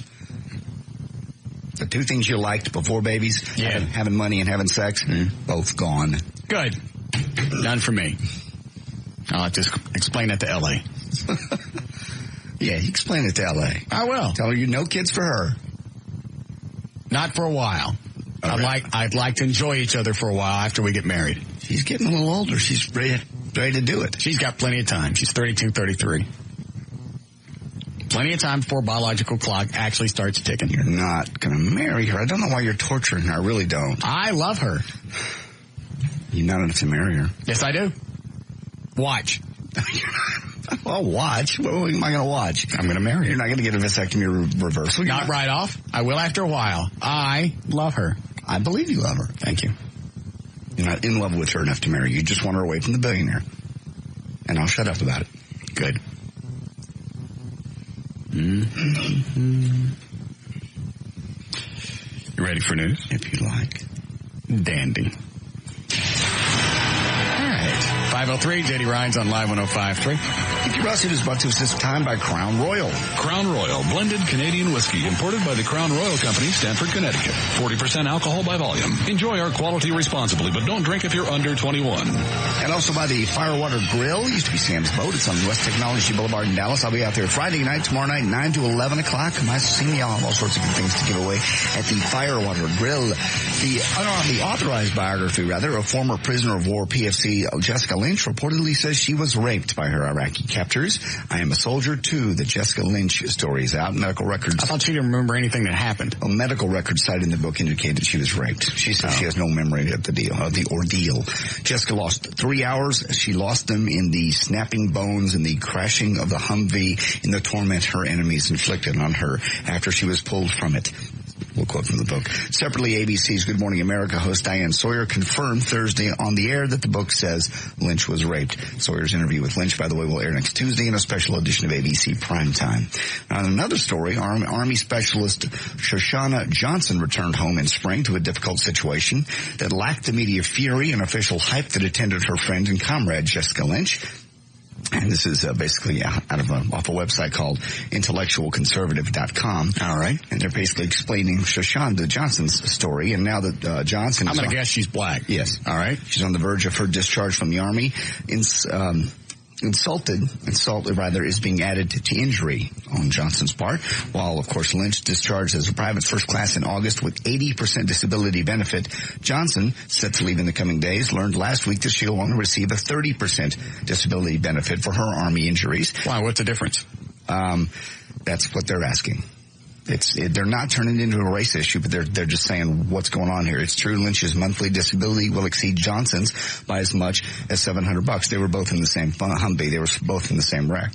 Same thing, same person, coming back. One of them gets more than the other. One of them's black, one of them's white. One of them doesn't get a book deal. Yeah. They can say Johnson and Lynch became about their injuries in the same attack, same battle, so there was some wisdom in wondering why one person would receive $125 per week for suffering serious injuries, while the other will receive $375 per week for basically the same injuries. Right. And Jesse Jackson's getting in the middle of this. Well, of course he has. Johnson's family. Jackson is pretty good at thinking and talking about other people's money.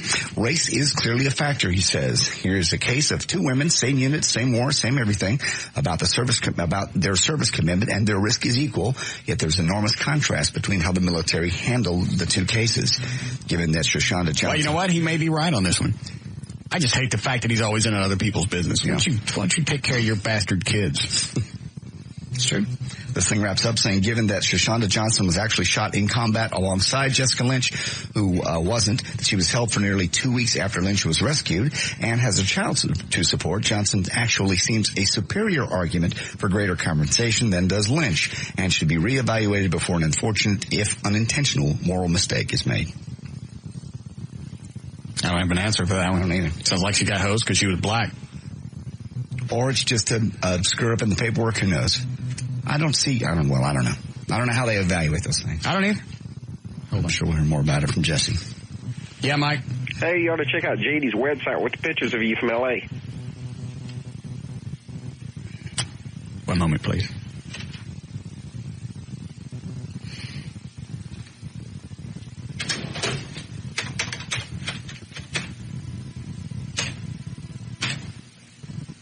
Damn it. What am I going to find? You have no right to be angry about anything. What am I going to find? You have no right to be angry. I can't even type. What am I going to find? Hold on a second. I'm going to use the link off my website. Where is it? Is it the great big flashing button right in the middle of the page that says click here? Yes. What am I going to find? You have no right to be angry. What am I going to find? I'm about to click on it. Something Ella sent me. Get it off! Get it off! Get it off! Get it off!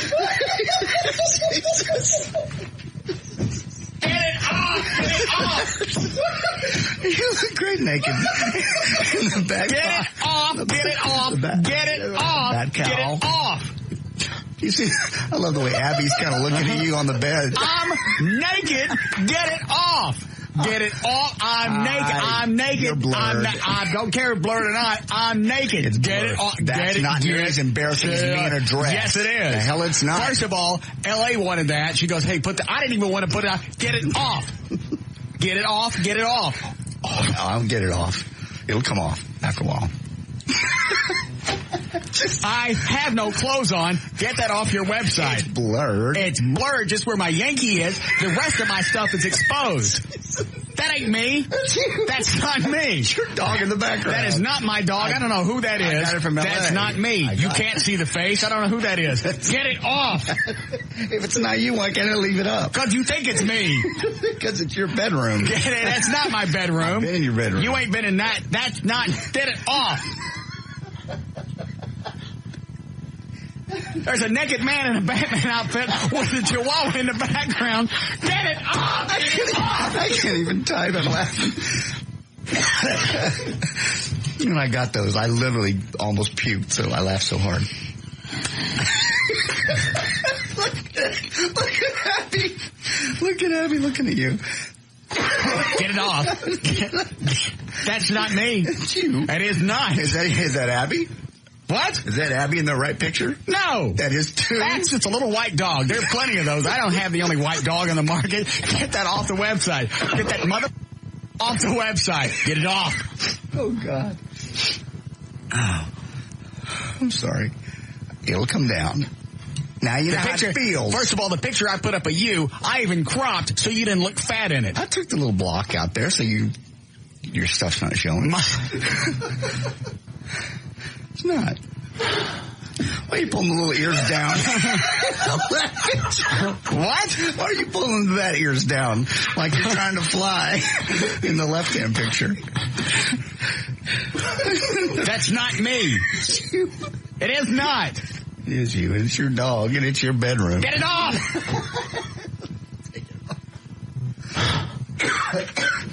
What is it, Jason? Hey, the little wanky cover is kind of actually you can see through it. The what?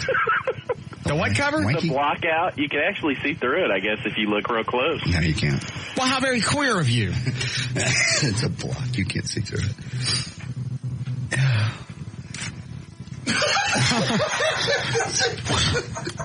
When did she send those? How does it feel? First of all, that ain't me. How does it feel? It's not me, and it's totally different. If it were me, and we're just going under that premise, if it were me, get it off!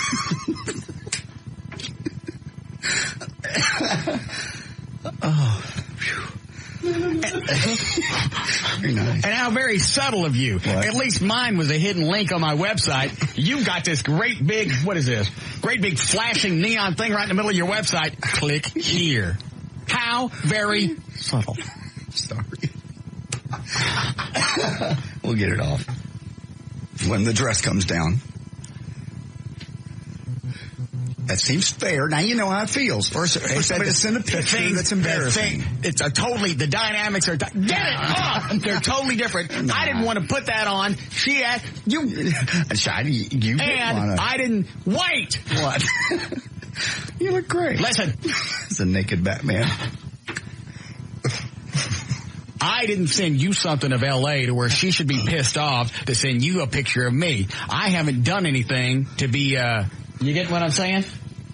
What happened with you was you sent me pictures of Joyce cans. Right. She got mad and sent me the picture of you in drag. I didn't do anything to L.A. LA's mad because you're breaking her heart and doing it over and over. I'm not breaking her heart. I said I love her. And I do. Get them off. She knows you're lying. She send you anything else? Some other pictures. What else did she send? I've got some others. What did she send? Didn't put those up. Some of those would be hard to block out and make sense of. The one with the spittle is nice. Her tongue. I was there. I know what she was doing. Those are just porn shots. I'm not in a Batman outfit in that. That's the only really funny. Why would she send you that? She just did. She's mad. She's hacked off. I called her last time we got off the air.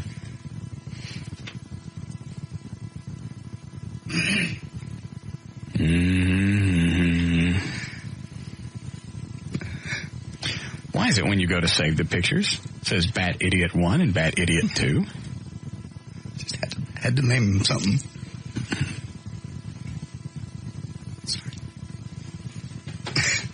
And then the one on the right, you kind of got that model thing going. You get the handbag behind you. She told me to do, whoever that is. She told you to do it. Yeah. Get it off. Okay, we'll get him off. After a while. That's naked. I ain't never putting any pictures. That doesn't show your thing. You better hope. All right, here's what I'm going to do. What? Tomorrow, Joy's cans go up on my website. No, she didn't do anything to you. Okay, then. She didn't do anything to you. I didn't do anything to you. Yes, you did. You put that picture of the dress up for no reason. And you told the story about the memorial with Brumley. So? Well, there's no reason to do that. There's no reason to do that. I agree. To get the hand action in the parking lot. There's no reason to tell everybody about it. Yes, there was. Why? People want to know. People want to see this. No, they don't. Get it off. I bet they do. You get it off.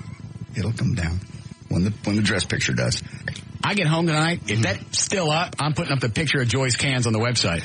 Unless she didn't do anything to you directly. No, I can't. Yes, the hell it is. It out of your hands. No, it's just that's what's going to happen when I get home. No. Why? She didn't do anything to you. Why? You're taking it down on somebody that didn't do anything to you. I'll block her head out of the shot. No. Just like you blocked my weenie out. No. That's fair. Then I recommend you get that picture down by the time we get off there. You looked really good in the picture. Especially the one you got the hand in the back. That's not me. It's you. It's not. It is you. Nobody else.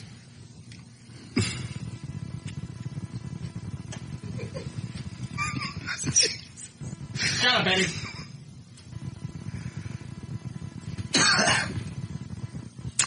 Whoever that is looks queer. Get those off. I'm clearly taking those for a woman. A queer. There ain't no lady in the shot. There's a guy and a chihuahua. Get that off the website. Sounds funny to say. There's a naked guy in a bat costume and a chihuahua. Okay. All right. Don't post her pictures. Then you better get that off. All right. There's your incentive to get that off by the time we get off the air. I can't do it till I get home. I can't do it till I get home. We have dinner tonight. With who? We're going out with Siebert, aren't we? By the time I get home, if that ain't off the website, okay, her cans are going up. That's not fair. That's truly not fair. You're taking it on a third party. I'll block her face. Put up a picture of my ass or anything else you have in your file. No, I don't have anything else. Unless she's got something else she'd like to send me of you if you're on the website. No. Then I won't post her breast. There's my deal. If Joy, sweetie. Taking it out. JD, excuse me, I'm talking to Joy now because I know she listens. Sweetie. JD had no right to send me pictures of your breast. That was an absolute violation of your trust. If you'll send me something else of him, do not. If you'll send me something else of him, then I won't put the pictures up of your breast. I'm already pissed at you. Don't send anything. It's either I get something else of you or the cans go up. That's fair. It's not fair. You did something to me and I did something to you. We're equal. We didn't that same. How was that not equal? You put a picture of me in a dress and I put up you in a bath costume. I didn't do anything to L.A. to have her send those pictures to you. I didn't send you something to her to where she needed to send something to me. Joey hasn't come in the studio crying that I broke her heart in L.A. That's none of your business. It is. It is not. It happened right here. I don't care where it happened. It's none of your business. That's why she's angry. Well, I don't care why she's angry. She's hurt. Okay, fine. I'm hurt, and I'm going to have to do something ugly when I get home. Not to Joy. Do it to me. It's none of your business who I do it to. That's not true. You're going to send me the picture. You don't want anybody else to see it. Well, I'm no better than to trust you again. Good. What is it, Josh? Yeah, I just wanted to tell Russ, quit being a dick nose, man. You can dish it out, but you can't take it, man. Yes, I can. No, I can't. You're absolutely right. No, I can't. Hey, now, first of all, JD ain't naked in the picture. I'm naked. Have you said, turn the radio down? At least you're in a Batman costume. Right. Shut up. I'm talking to the idiot on the phone. Oh. One time. Hey, you listen to me? I'm listening. Forgot what I was going to say. Hey. Now he turns the radio back up. No, I didn't. Somebody in the car did. Yeah. Check around. Oh, man. All right, after dinner tonight when I get home. What? Oh, no. What? Hello? Russ! Oh, you sweet angel. Get it off. I will. Hey, don't you master. Listen to me. Don't. JD, thank you for this wonderful picture. Steven, do not squeeze anything off to those pictures. Do you think, that looks a little small, the little blockage area, from what I remember. Yes, I would be very embarrassed for whoever that is. It's not me. Well, I don't know. I think it is. Look at, Russ, you still, look at this chihuahua! Oh! He likes dogs. So pretty, Russ. I love you so much. Get those off. And get them off. I will. I'm your bed. I'm gonna dress up as Robin and take pictures just like that. We'll put them side by side. I'm sorry. I'll get them off as soon as I get home. Don't look at Steven. Yes? Stop looking at those pictures. I love them. You know what I'm going to do? I'm going to take those and make a light switch out of those. I'm going to take me up some and paint those and make light switches. So every time I turn off and on a light, it'll be like I'm playing with your... All right.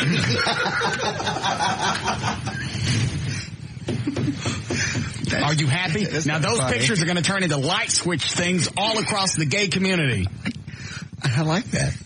You better hope Joy doesn't send me some other picture of you. She will not. You don't know. She will not. You're not even talking to her. She will not. All right. We'll see, won't we? Yes. Good.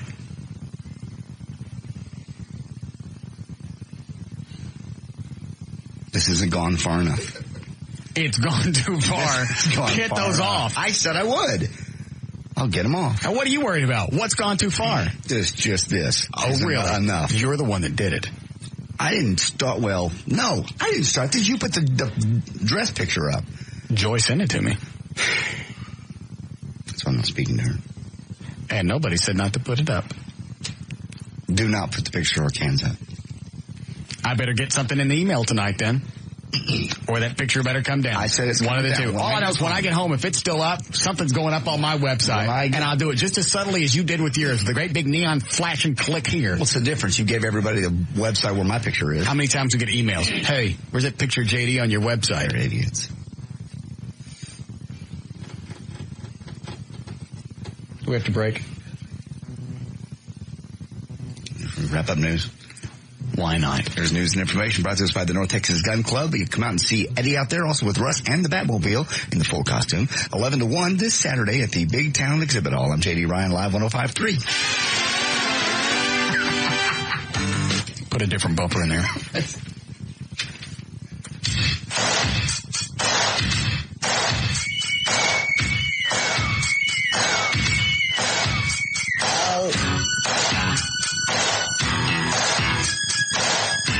This is Russ Martin.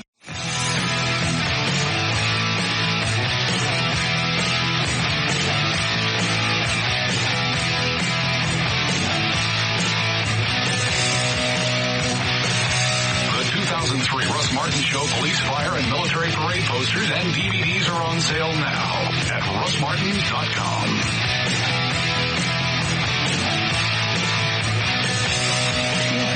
Nothing.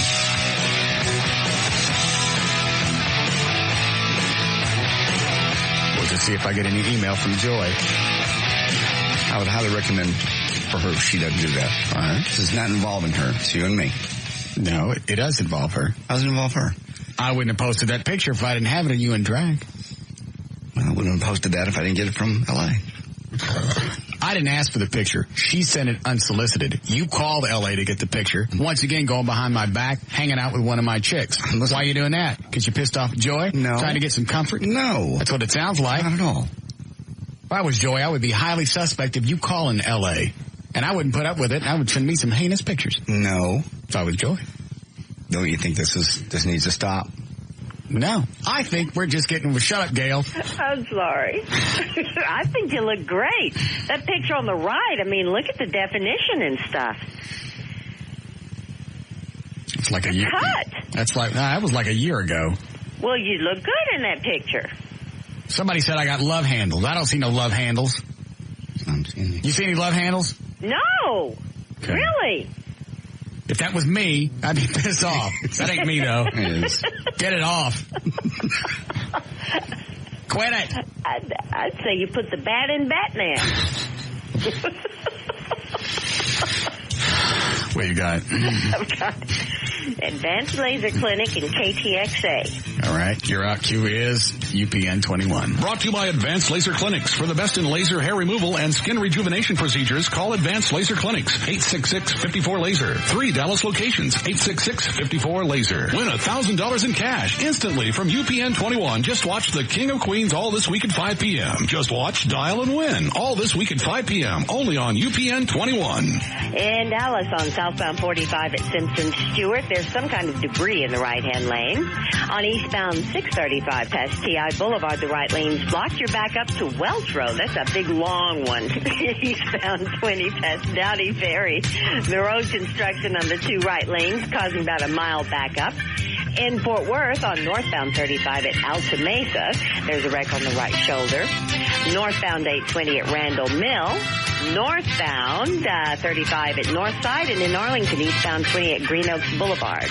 This is also brought to you by Cost Plus World Market. Getting ready for holiday baking? Come to Cost Plus for 20% off all baking ingredients. Giant bags of Ghirardelli chocolates are perfect for cookies and cakes. Plus save on all nuts and flavored extracts. On the alternative talk station, 105.3. Thank you, Dale. All right, going to be chilly one again tonight, mid-40s for the overnight low. Shut up. Light showers and rain. Only 55 for the high tomorrow. It's on 47 now. Live 105.3. When I get home. And will the dress be down also? That's fair. I'm trying to think if it's fair or not. Why would it not be fair? I'm thinking. What were you saying when Dale was doing traffic about Joy judging something? Oh, I'm further twisted about Valerie. I'm not talking to Joy, so I don't know about this. All right. Valerie calls Joy and asks her to be a celebrity judge at the strip-off tonight over at LeBaire to go with her and hang out. All right. I get this through an email through Joy. So I pick up the phone. No. She's not going. No, not going there without me, especially I'm mad at her. To be a celebrity judge without me there, because we have dinner tonight. Who has dinner? You and I have dinner with Siebert, so I can't go and monitor. You have turned into just a little maniacal. How is that maniacal? You want your girlfriend hanging out at LeBaire without you? And these guys are coming in from all over the country for the strip-off. All right? So, no. So you're mad at her, you're not seeing her, you're not talking to her, but you got the time to call her and tell her she's not going someplace. Absolutely. Well, she had the time to email me just to get under my skin. That Valerie. So did you actually call and talk? Hold on a second. What is it, Michael? I actually had to turn around and go back to the office just so I could see the I believe I can fly picture.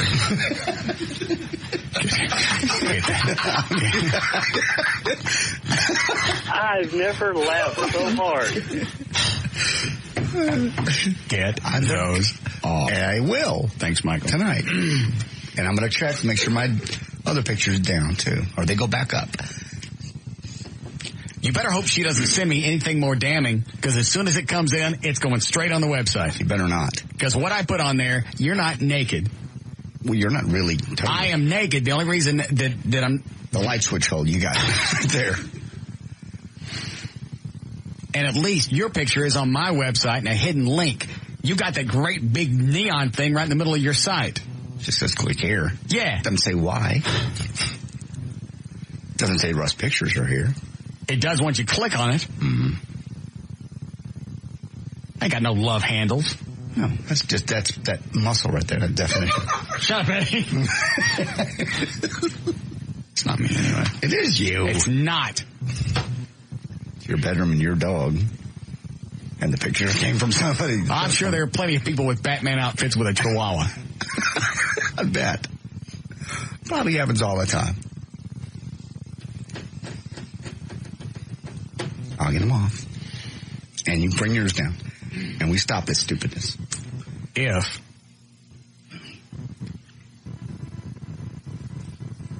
here's what I'll say to encourage you to get home and take those off. Okay. If I get a picture of you before that comes down, I don't care if you do take it down. The new pictures are going up. So If I were you, I would let speed be my friend. Okay. As soon as we're done with dinner, I'll go straight home. You better hope there's nothing on my... Plus, now Joy's already pissed off. I'm glad you called and told her not to go to LeBaire. Why? Because now she's even more pissed at you, and she's more apt to send me something. Excellent. When you get off the air, you should call and make sure she doesn't go anywhere and tell her to stay home as you command. Hush. She will. Good. That way she'll be home near the computer. Willie will tell me if she comes by there. I think you're absolutely right commanding her to stay home. You picked a bad time to bitch at her. I'll go get him down. And I will call her when we get off the air. I'll call her in the next break. That's what I would do. Call her and tell her to stay home. Not to send any pictures. I know. I would reinforce the thing. If you stay home like I command. No, I'm not going to say that. Absolutely. I'm not going to say that. I didn't command. Go ahead, Nikki. JD. What? I have a problem. Okay. Number one, why are you sending or giving Russ pictures of your girlfriend, whom you love more than anything in this world, pictures of her boobs? I was drunk. Obviously doesn't respect her. I do respect her, and I love her. Doesn't sound like that it. That is so wrong. It is. I think it's quite hideous. You've sent me many, many pictures of your girlfriends. Not while we're dating. But Russ didn't claim to, love and worship the ground these girls walked on. She just love Joy. Yeah, I do love Joy. And you are just, oh, my God. And I got bad news for you. You guys do that all the time. Just normally they don't post them on the internet. I don't do it. Telling her she can't go to LeBaire? Absolutely. Without me to judge a contest? He's absolutely right to command her to stay home. I'm not commanding. Yes, you are. Did you just? Bars? Yes, he does. Okay. Does Joy go with you all the time? She has. Not all the time. All the time? No. Has she ever told you that, JD, you cannot go? I am just going to be so mad at you if you go to this bar. Only time I ever go to... That's not the question. What? Answer her question. What was it? We'll give you the question again. See, you were thinking of your answer. Listen to the question. That's your problem. You don't listen to girls. Shut up. Why you have so many problems. Shut up. Shut up. Shut up. Don't tell me to shut up. Hey, show a little respect for the guy. All right, Gash, go ahead. So, anyway. She's right. Has Joy ever said you can't go to topless bars? No. Okay. Why is it she can't go to a crank bar? Do you not trust her? Nope. I don't want her there. He doesn't trust her. That's the end of it. You don't trust her. It's not the end of it. It is the end of it. You don't trust her. Why don't you want her there? He doesn't trust her. She doesn't need to be at that event this evening. She has other things to do. What does she have to do? So now you get to decide her itinerary? Yes. Okay. Yeah, exactly. Why can you go to nudie bars, but she can't go to LeBaire's? I only go when I work. She's not working. Not the question. It's different. It's okay if she's working. Well, she's judging, so that's work. She's not getting paid. I'm getting paid to go out there. She's there for a reason. Take her with you when you go to your little talent. I still think. Thank you, Nikki. Yes, we've had enough of you. Thank you. God. I would make sure you tell her before we get off the air, just to reinforce your commandments. It's not a commandment. Quit saying it that way. That's what it sounds like to me. It's not a commandment. You so ought to go. You know I'm going to tell her she can't go. No, you will not go. What's that sound like? See? She stirred me. She started this with the email just to stir me up. I understand. Otherwise, why would you just go? I'm on your side. No, you're not. Yes, I am. No, you're not. You're absolutely right. You're trying to piss her off so she'll send you something. I am not. You are. If I was trying to piss her off, I would say, how dare you treat her like that? Tell her she can't go someplace. A grown woman with a child, she knows exactly what she's doing. If I was trying to piss her off, I would say that. Thanks a lot. Great.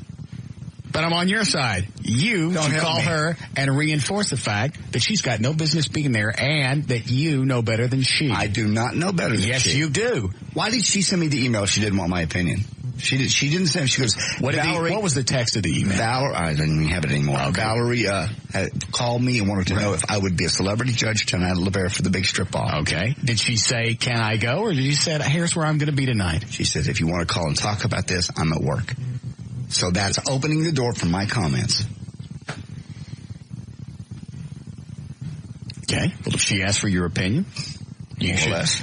What did you say? Did you say, no, you're not going? Or did you say, I would rather you not go? I believe I said, I don't really have time to talk about this now because it was late and was ready for the show. I understand. I don't have time to talk about this right now, but no. Tell Valerie, thank you for the offer, but no. that you can't go. No, I'd prefer you. I don't remember the exact words, but it was no. There's certainly no reason to be upset. I'm on your side. No, you're not. Yes, I am. You've never been on my side. You're love my buddy. I've even said out loud, I love you. I know. I didn't take it personally when you laughed at me. I didn't. So obviously I'm on your side. Friends of over 20 years. I said I loved you too. I've said it to my parents. Have you ever said it to your parents? I'm going to wait for them to die. Thanks. That's really nice. That's when I'll meet. Have you really never said I love you to your parents? Out loud? Yes. I don't know. Yeah, you do. I write it down in cards. But you've never said it because it was awkward for you to say it the other night. That's obviously something you don't say very often to people. It wasn't awkward for me to say it to you. It was the right moment. Our friend had died. We just rolled his house. We were swigging on a bottle of vodka. I just thought it was time to say it before somebody died. It was. Don't try and change the subject. You need to call your girlfriend and make sure she stays home like you command. I don't command anything. I'm not commanding her. I didn't have time to discuss it at that moment. Got it. What if... Don't. I can call over to LeBaire and get Joy paid for her appearance. No. That way she's making... No. That way she's working there. And she makes money. And she doesn't make a lot of money where she works now. And I bet Willie would pay her a couple of dollars. Yeah. It'd be something worth her time. Why don't we do that? I bet Willie will pay her. You should be excited she's going to make some money. Yeah. So if I understand this right... Don't twist this around. Don't do this. You're going to deny her the chance of going out and making some money to support her. So I'll go over there and hang out with her and her child. And I'll make sure she gets paid well, and you can go to dinner with Seabird. Okay. If that's the way that you I would hope by now she's already halfway home. What difference does that make? That she would go home and stay there. Where she belongs. No. You're absolutely right. With her child. I agree with you. That's right. Yep. Stay there with her child and not go out and have any fun. No. How dare her? No, it's not. I'm with you, buddy. I'm not arguing with you. Don't help me. Congratulations. You've got a hold of your woman. You got her in control just like you need her. Good for you.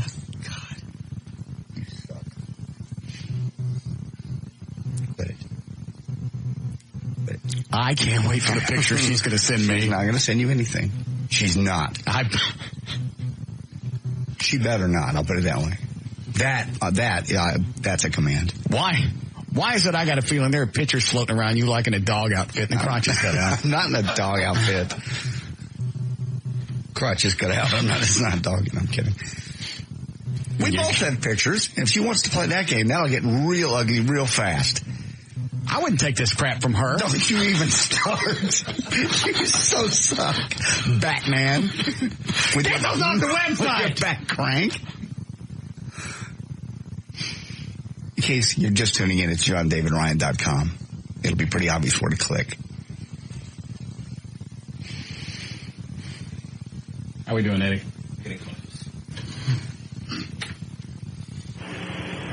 What is it, Liddell? Yeah, Liddell. What can I do for you? Hey, man, I was waiting on him to take my call. If he's not going to be able to do it, I'm going to drop it because I'm on the cell phone. Yeah, Russ is never going to get around to you because you're black. You said what up? I said Russ is never going to take your call because you're black. JD knows me. Uh-oh. Really? How does JD know you? Yeah, I hung out with him at Lake Woodsville. Really? Yeah. Doing what? Liddell, you're on the air. Yeah. All right. Hey, Dad. Hey, Russ. Yeah. You're a black man, right? Yeah. Hey. Why are you afraid to show your piece, man? You shouldn't be afraid of that. I'm not afraid of anything. In fact, if JD gets some pictures of me naked, then he can post them. But that ain't me. That is you. Get them off. People think that's... Here's the problem. Hang on, Liddell. Hang on. You can lose your spot there in Lancaster. Hold on. People are going to think that... Hang on, Liddell. People are going to think that's me. Right. And they're going to think that... That's you. That's me. Yeah. So you need to get that off, and I'll send you some real ones. No, I believe Abby to be in the background pretty much determined that's you. That's your dog. That's your bed. Bring it, man. All right, I got to go, dog. You got to go? Yeah. All right, peace. I feel you. Or feel me, or whatever you people say to each other. Let me skip in line. Whatever it is that you say, that.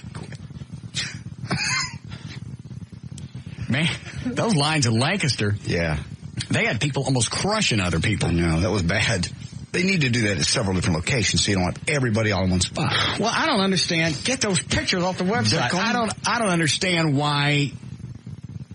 I mean, everybody just gets on a waiting list. Yeah, and I don't know if your name is first. Does that mean you're first in line? Because it seems like just to keep everybody from crushing everybody, right, they would do it like a lottery. That's what everybody gets their name on a list, and then it's a lottery, and whoever. Then you go from that angle. That way, there's no rush. Maybe that is the case, and these people just don't know it. Well, then, if that's the case, which if it's not, it should be. Sure. They should be saying that out to the crowd.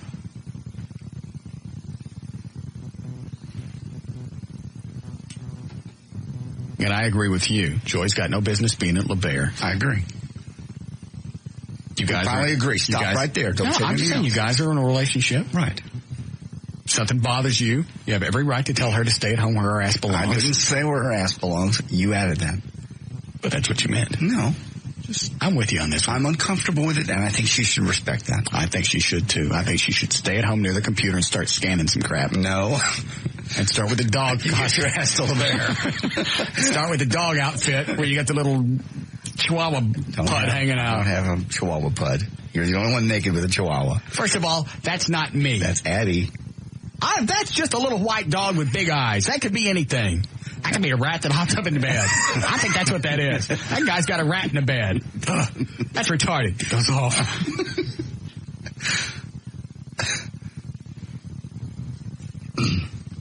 I'll take him down.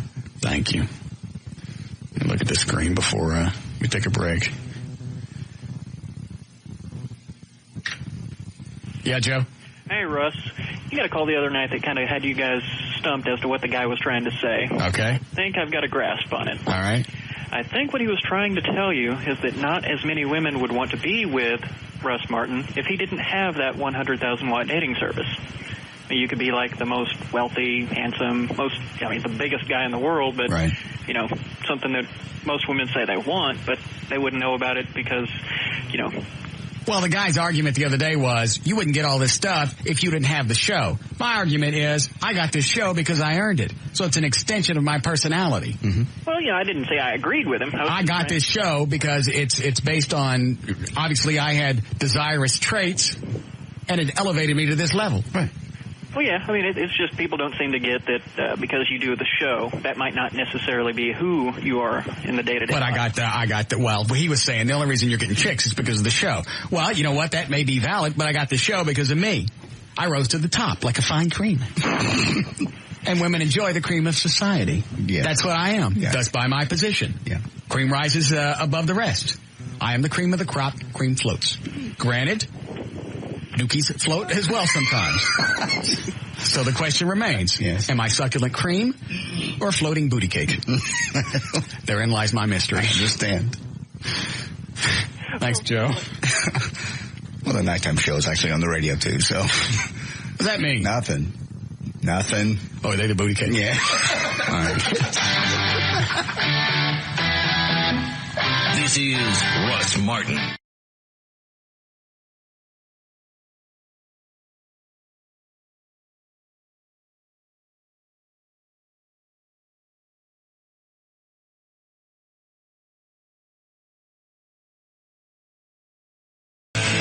Probably would have. I mean, he wouldn't. He would have stopped and thought about it. The only reason that he stopped and called back and then emailed his apology was because I got pissed off. He was bagging on somebody on the air, mentioning a company name and the manufacturer. I don't think it occurred to him. Now, if I got a problem with somebody, that's my call. Yes. I could do whatever. He doesn't know my relationship with that electronics store or the people that made that monitor. He was pissed off at him because he wasn't getting his rebate in time. So he goes, hey, I'm on the air. I'll just do it now. You think he does that when he's doing his Benjamin Dover segments on Channel 8? Probably not. Okay, and why would he not do that on Channel 8? Because he knows the ramifications of it. Thank you. And why would the ramifications be different on this show? Not different. I just don't think he thought it through. I think he was on the phone. How long has he been doing radio? Long time. Okay. Then he decides he's going to go off on somebody, jump somebody's ass because he's got a forum. And he wrote to you, and he admitted that. Well, my point is, the reason he apologized was because I got pissed off. Had I not gotten pissed off, would he have apologized? Probably not. Because he would have gotten home. You think he would have gotten home and went, you know what? I shouldn't have thrown that out there. They may be big advertisers on Rush's show. He may have a good relationship with them, and I probably just ruined something. I should apologize. He might have. I bet he wouldn't. I can't guess. Fine. You hang out with him, man. You want me to not see a friend because he made an error on the show? That was not an error. It was a screw up, and he admitted it. He did something, and he got busted. So I should never see him again. You do whatever you never choose. Never speak to him. You do whatever you I'm choose. asking. No. Never see him again. Never speak to him again. You just ask me a question. All right. You want an answer or not? Are you going to do it? I don't know if I should turn my back on a friend of a decade or more. Fine. Over John and Benjamin. Benjamin and John. No. JD and Ben. Stop it. Very happy you're being part of this show. Ben and JD. No, he does his own thing. Why don't you go get on his show? He doesn't have one. Stop. Who's that just walked by the hall? That new sales chick. That's that sales chick I was telling you about. Really? Yeah. Little brunette. Go knock her out and drag her in here. Stop it. What? Don't knock her out. She's too hot to come in here on her own. Now look at everybody run. What the hell? Yo, Mally, just... She's going to be scared to death. Everybody's going to I can't bring her in here. Why? I have my mustache. Quit it with the mustache. I look like an idiot without it. Great. I look borderline with it. At least I look... You look younger without it. I got to be honest. Every time you shave it, you look younger. You really do. But I got no upper lip. And it shows off that I don't have an upper lip. Yeah, now, if I went like this, then maybe. But I don't have a... Uh-oh. Wait, don't look at me. I don't have a mustache. She is cute. I told you. Don't look. Hi. Hi. How are you? Fine. I didn't know I was going to be on the air. I thought I was just going to come say hi to you, but... That's okay. What are you doing? I'm just hanging out. Just... Look that way. Oh, stop. What? With my mustache. You just looked at me. Sorry. Obviously, she is new. Yes. They don't know the rule of looking away. I know. Don't stare directly at the Russ. Okay. At least until the mustache grows back. What are you doing? Hanging out. You're a little cutie. Thank you. What'd you do before here? I worked at the Edge for a couple years. What happened over there? Get too hard to sell? No, it's just... You want to stay here long? Yeah. Was it hard to sell over at the Edge? No.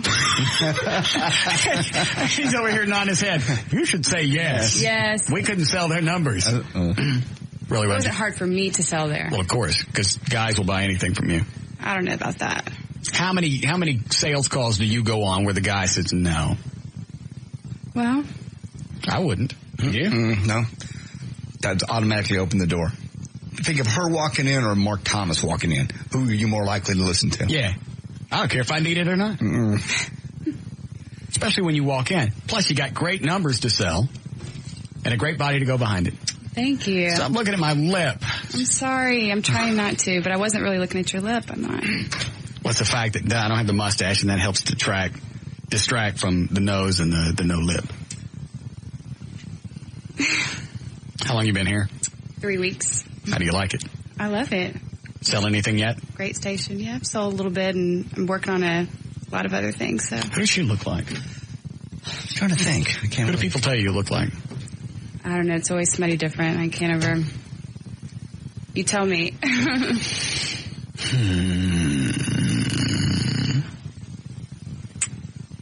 I can't think. Nobody jumps out. I'll think about it. Got any big leads? Leads? You know, those are the things that might turn into a sales call. Yeah. Yeah, you actually, yeah, so you helped me with something already. Which one is that? Fence. Oh, is that yours? Yeah. Oh. I didn't know the fence thingy. Yeah. Is that going to work? I need a new fence. I know. I told you about this last night, didn't I? Right. I had somebody come out. I'll tell you. You can put those headphones if you want. Okay. Because I'm going to smell them later. Stop it. You don't know what I'm talking about. I understand. Isn't that fun? Yeah. I'll show you which desk is hers upstairs. You got a nice desk upstairs? Yes, it's pretty nice. How long you been sitting in a chair? Stop it. She don't know. I know. She does. No, she don't. She knows she got a set. How long you been sitting in it for 3 weeks? I'm out selling, trying to make some sales. I don't sit in the chair the whole day. All right. Whose chair was it before you? I don't want to get into the thing here. I don't know. I don't know whose chair was that. All right. Mine. It might look at Tasso's. Anyway, so I have somebody come out and take a look at the fence, and I got one area that's rotted out. Yeah. Did I tell this on the air? Yes. Okay. Have a company comes out. You ready? Yeah. To replace like one section of the fence.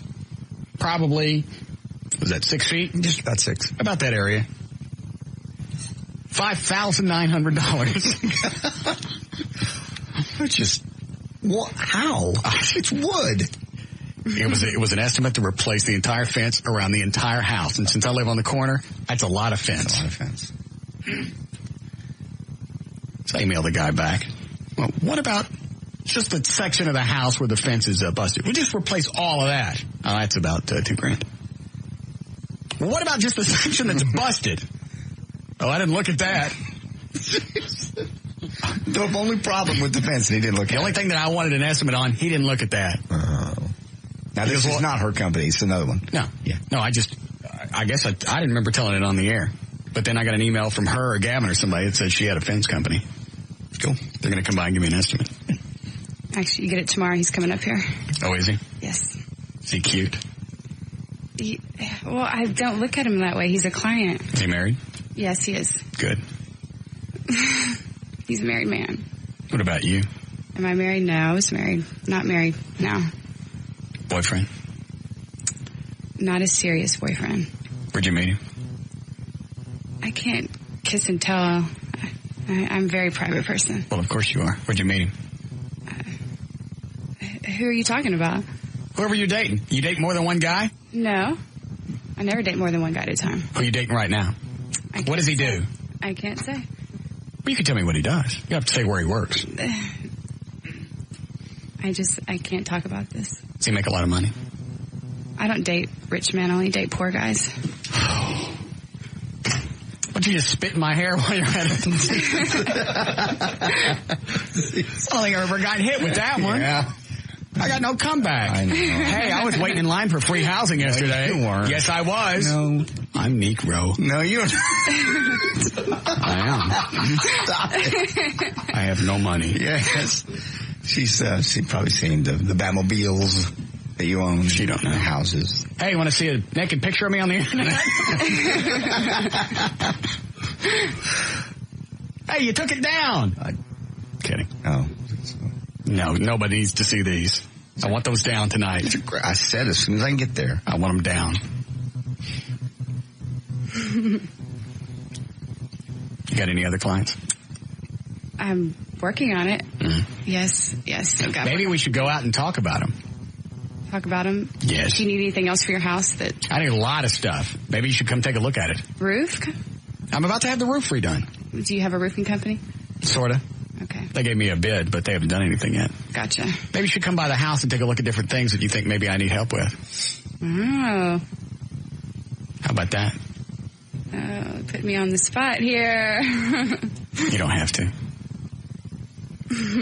All I know is it helped me sell the products on the air. Sure. Which would, in turn, make her a lot of money. Yes. I can make you very rich, and I'll be very poor. Probably started out poor, though, right? I'm still poor. You're still poor? I drive a flatbed truck. You don't. Has an old Chevy motor chained to it. No. Every time I make a left-hand corner, the beer cans come off. I'm poor. As in poor. Poor. Poor. Jeez. I live alone with my dog. In a mansion. Shut! How long before the fence guys, you say he's coming up tomorrow? Yeah, he's coming up here tomorrow. Good. Can't wait. I want a fence that's going to make all my neighbors nauseous. I want the biggest fence that they build. I want it to be a monument of me. Oh, no. Well, the guys next door to me just put up a new fence, and now he's the big shot of the neighborhood because he's got this great big, I think it's cedar, whatever lasts longest. Yeah, cedar. Yeah. I think that lasts 20 years. Very expensive. Yeah. So now he's the cock of the walk as far as the neighborhood goes. I got to do it. You see my new fence? I want something big and gaudy. Okay. Preferably maroon. I want some color that doesn't grow naturally. You are such a kid when it comes to your stuff in your neighborhood and your yard. I don't want them having a nicer fence. Why? There's no reason for it. Who cares? It's a fence. I care. I want a bigger fence. It's a fence. Whatever the homeowners association will allow, that's how tall I want it. Plus 3 inches. Right on. Thank you. Okay. Gonna come by and see my fence? Sure. Good. It's a date. Yes. What time are you gonna be here tomorrow? At 8 o'clock. In the morning? Yes. I'll be here. We can go over your client list. Okay. I'll see you in the morning. All right. It's very nice to meet you. It's nice to meet you. You're right. She is adorable. Told you. Bye. Bye. Look at her bottom. Mm-hmm. Are we on in the hall? I don't believe so. Yes, we are? Yes. Very, very intelligent woman. Very smart. Yes. Excuse me, I have to sneeze and turn the mics off. Yes. Excuse me. Yes. It's all right. She's hot. Is she? Doesn't sound like she's attached to that boyfriend. No. You worked that one. I kind of like that she's a private person. It's been a while since you've taken a sweep to the sales department. Well, they haven't been here for a while. They just they moved everybody off over to the Fitzhugh studios, and then they just brought them back. Yeah. I don't know half the people in sales now. Yeah. Mm-hmm. What were we doing before she walked by? Not discussing the Batman photos on JohnDavidRyan.com for sure. Yeah, get those off. I told you I would. Make sure she sees those first. Why? Well, you're a little proud of them then, aren't you? Well, those aren't too bad. They're good shots. For whoever they are. They're you. They're not me. They are. I never wanted to wear that outfit to begin with. She talked me into it. She pounded me all day before I finally put it on. It's not me. I'm just telling a story. She pounded me all day before I finally put it on. Give me a few poses. If it will shut you up, I'll do it. I never wanted to do it. It's not me. I never wanted to do it. I'm sure you put it on naked before. No, I haven't. Have ever worn it in the car, even in the garage? No. I don't know. I'm just asking. If that were me, that would be me after a day of her bitching and moaning. It was like 3 or 4 o'clock in the afternoon. We were, okay, fine. Take the pictures. Put on your batsuit there.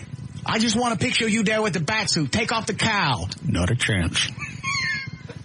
Come on, take off the Batman cap. Not a chance. Very cute. It's bad enough. It's me with my schlong hanging out, if that were me. It is. But I'm certainly not taking the cowl off. I covered the schlong. Did you enjoy looking at it? I've seen it many, many times. Well, I'm glad that you have pictures of it now, if that were me. Which is not. It is. I can only imagine the traffic that's gone to your website today. I can't even, call Chris and find out how many hits. Wonder if it's locked up. I think he has me on a faster server now, too. How we doing, Eddie? Getting really close. All right. I'll take a call and then we'll break.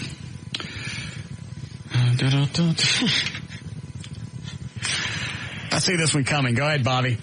Hey, guys, back to the LeBaire thing and JD demanding his Joey not go. Mm-hmm. Isn't Ivory going to that? Yeah. Well, if you're big enough to let the girl you're screwing go, why can't he? We'll be back. Tether off, we gonna tether off the mother sucker. Tether off the sucker. Tether off, we gonna tether off the mother sucker. Tether off the sucker. Tether off, we gonna tether off the mother sucker. Tether off. This is Russ Martin.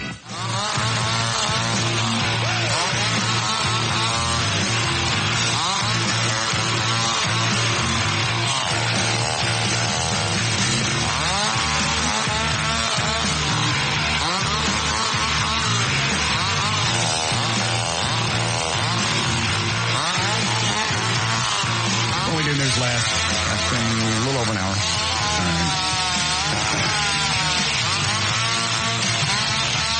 Hang on, I gotta ask O'Malley something.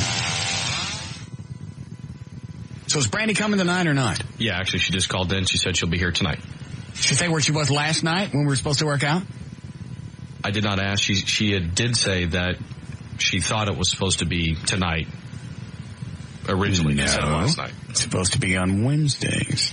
We moved it to Thursdays for 2 weeks because she had to work. Then she didn't show up last night, and I know for a fact she didn't have to work. Because we went over there. And she wasn't there.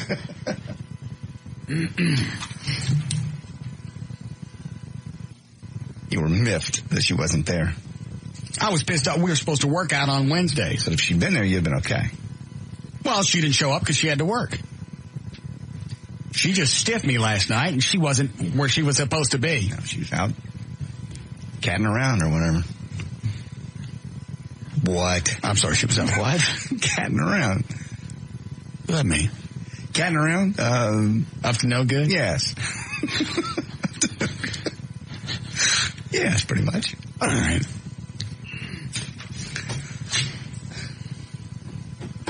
I don't think I clicked with the sales chick. Why? It's too hard to tell. She was scared of being in here. She was not. Out of her element. Oh, no. Absolutely. Salespeople are supposed to be okay in any element. Not when they're that young, and it's this studio. What's wrong with this studio? They get eat up and spit out most of the time. No, they don't. I've always been nice to chicks that came in here. I'm in here. Okay. Plus, she's getting me a fence. I mean, I'm going to have to pay for it. Yes. But I want something huge. What is this with the gaudy fence and the neighbor? It doesn't have to be gaudy. I just want it to be nicer than theirs. That's what I'm saying. Why? So they'll hate me. Why? Because? What's your yard greener? Yes. The blade's thicker, more bushes, more flowers. And however big the fence can be according to the Homeowners Association, that's what I want. What? I don't get Plus that. 3 inches. Just to piss them off. Yeah. Is that the nicest you can get, Eddie, a cedar? They make a metal fence that's really nice. I don't know if I want metal. I bet you can't get metal in your neighborhood. Well, this one actually, the way that they make it, I don't even know what it's called. I've just seen them, but they can make it look like wood, but it lasts forever, and you can get them up to I think it's 8 or 10 feet, because it's a big privacy fence for people that live in certain areas. Yes, that's what I want. Great big privacy fence. Mm-hmm. Some type of lattice work. Okay. All right.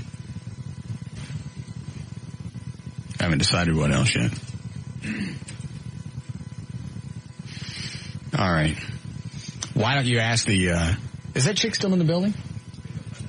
Just go see if she wants to go out for drinks, and we can talk. See, off the air so she doesn't feel nervous. Okay. See if she'd like to go out for drinks tonight and we talk about business. Tonight? Yes. We have dinner.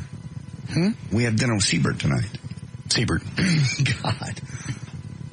Okay. What about it? You just said something Siebert. Yes. Okay.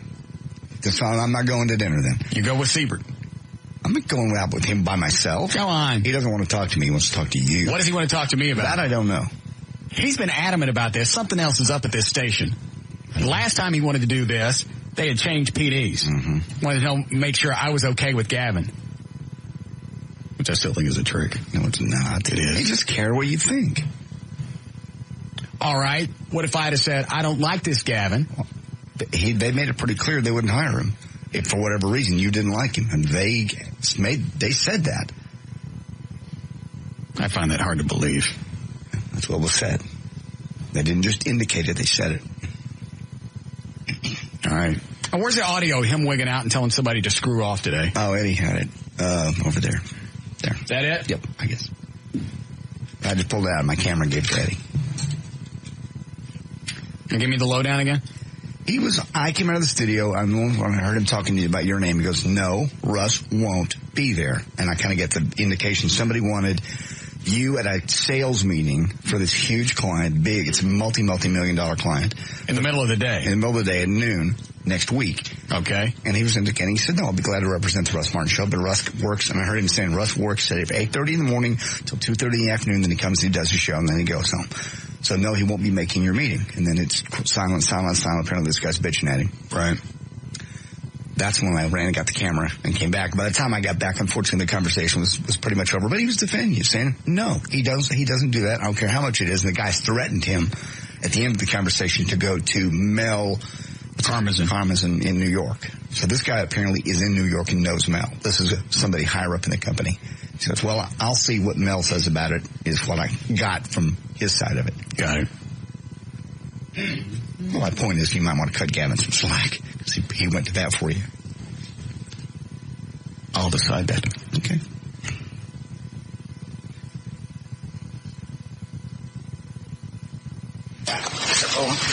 Gavin's got it. Gavin's screaming at somebody. Yeah, your camera's stereo. It is. That's kind of cool. Yeah.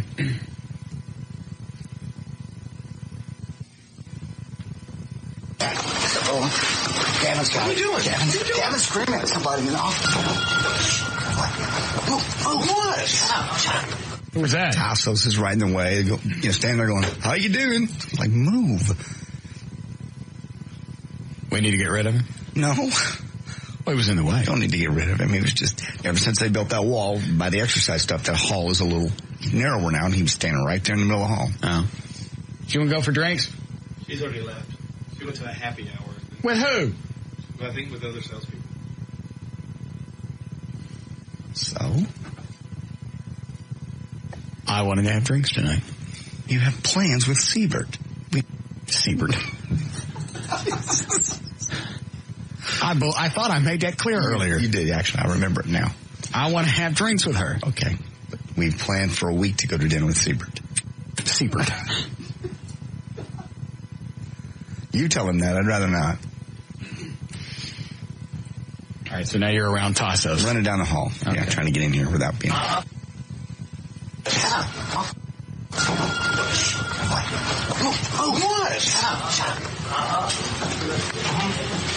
Yeah. Well, that's fine. Why don't you copy me on that email to Mel? Great. Thanks. Have a good day.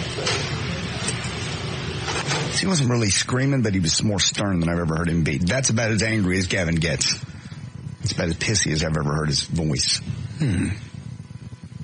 Sorry, I missed most of it.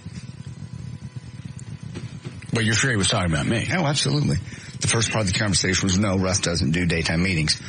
Then the guy, you could tell, bent his ear for about 10 seconds, and then he came back and went, let me explain this to you. That's when I went, oh, good. But it wasn't Bob McNeil screaming. Bob McNeil would have been screaming, cussing. Yeah. But he just said, let me explain how this works. Russ Martin gets up in the morning, says, da-da-da-da-da-da. So that's some guy in New York, some sales guy in New York, I guess. Well, good. So he didn't ask you, he didn't bring it to you and go, hey, buddy, can you do me a favor? Yeah. Buddy, it'd help me out a lot if you go to this meeting next week. Because it probably, to be honest, would look good for Gavin to be able to pull you into a meeting. I think it looks a lot better for Gavin standing up for his air talent. Yeah. Well, clearly he thought so too, enough to tell him, go tell Mel, go tell the big guy that you want me to pull my talent in. Instead of doing a show, sit in some dopey-ass meeting. Yeah, what am I going to do in a meeting? What am I going to tell them? You just be there. I do not do dog and pony shows. That's exactly what it would do. This is not a show up and I'm wearing a little vest and a hat with symbols and I'm running around the room clicking them. No. That's what they want. That's what they say. I have no time for a Dan Lewis. Thank you.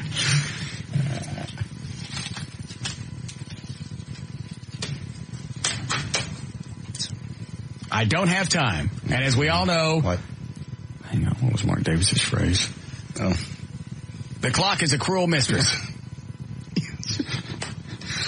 Yes, Mark, it is.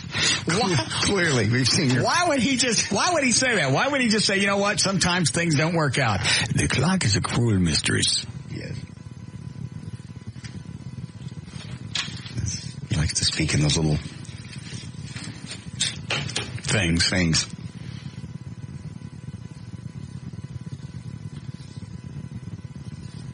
All right, you ready for news? Sure.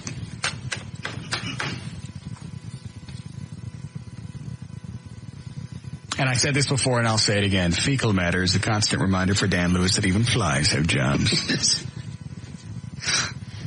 one of my phrases. I swear to God, if I ever leave this show for any reason, I'm selling all my radios. Because you guys just have beat the hell out of him for a year now. Hey, Eddie said Dan called today. Dan Lewis? Yeah. What do you want? Nothing. I mean, he called, O'Malley answered the phone and he just said, oh, I completely dialed the wrong number. And Dan goes, well, do you want to talk to Eddie? And he goes, no, I just completely dialed the wrong number. All right, Dan? Did he sound confused? He did. He just said, I just had a brain fart.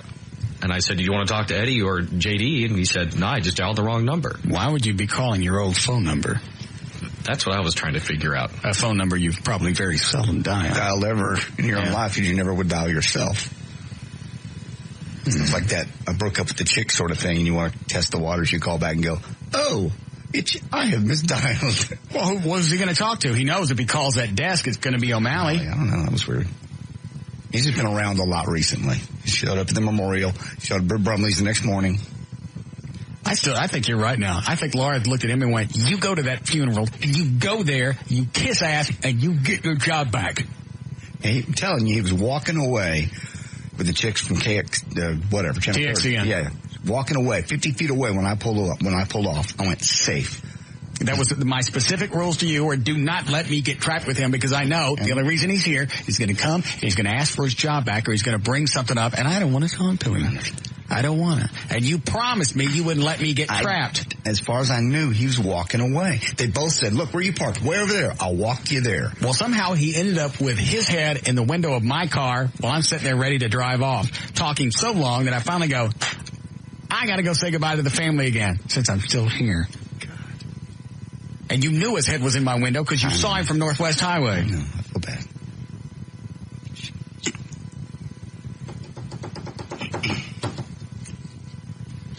I'd love to help him, but we've moved forward. Yes.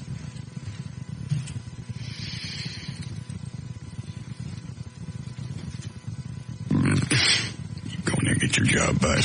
You don't come home. You come back without that job. I don't have an end to that sentence. If you don't come in, you get the casket with Brumley. That makes more sense. Stay there. Yeah, you better crawl in that oven with Brumley. Let it. And one more thing before you go. What? Yeah, honey? You make me sick. Hang on, the kids want to say something to you. You make us sick. Thank you. Be back later. He walks by the flies in the front yard. Yeah. At least we have a job. Loser.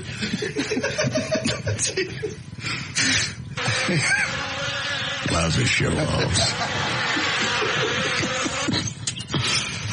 We still love Dan, but he can't come back. Are you saying we need a break again? Yes. Do we really, or are you just yanking? No, we do. Okay. When we come out of that last break. I didn't write it down.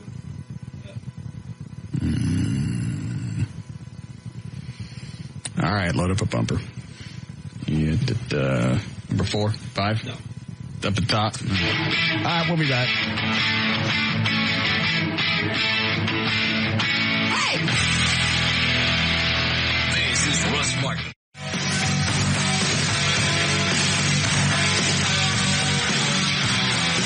Call Russ, who is impervious to all that surrounds him.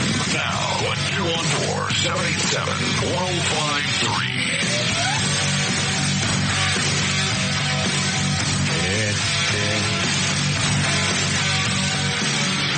Everything to give away? Yep. Maybe we'll just bump news and do that.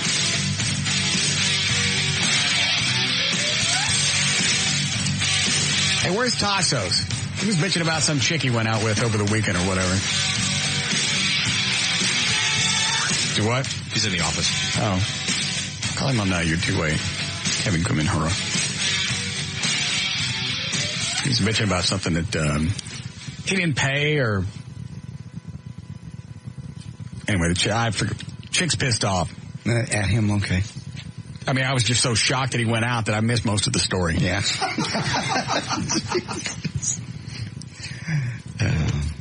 This is so cool. We're giving away the stuff to Trulux. We need to go down there. That Trulux, they're having an all-you-can-eat stone crab deal. Yeah. That sounds delicious. Where is he? Is he coming? Did he pass a Coulter's between the office and her? Did he raise the flag? Where you been? Did you want me? Yes. Hey, let me smell those headphones before you put those on, because that new sales chick had them on. She was out.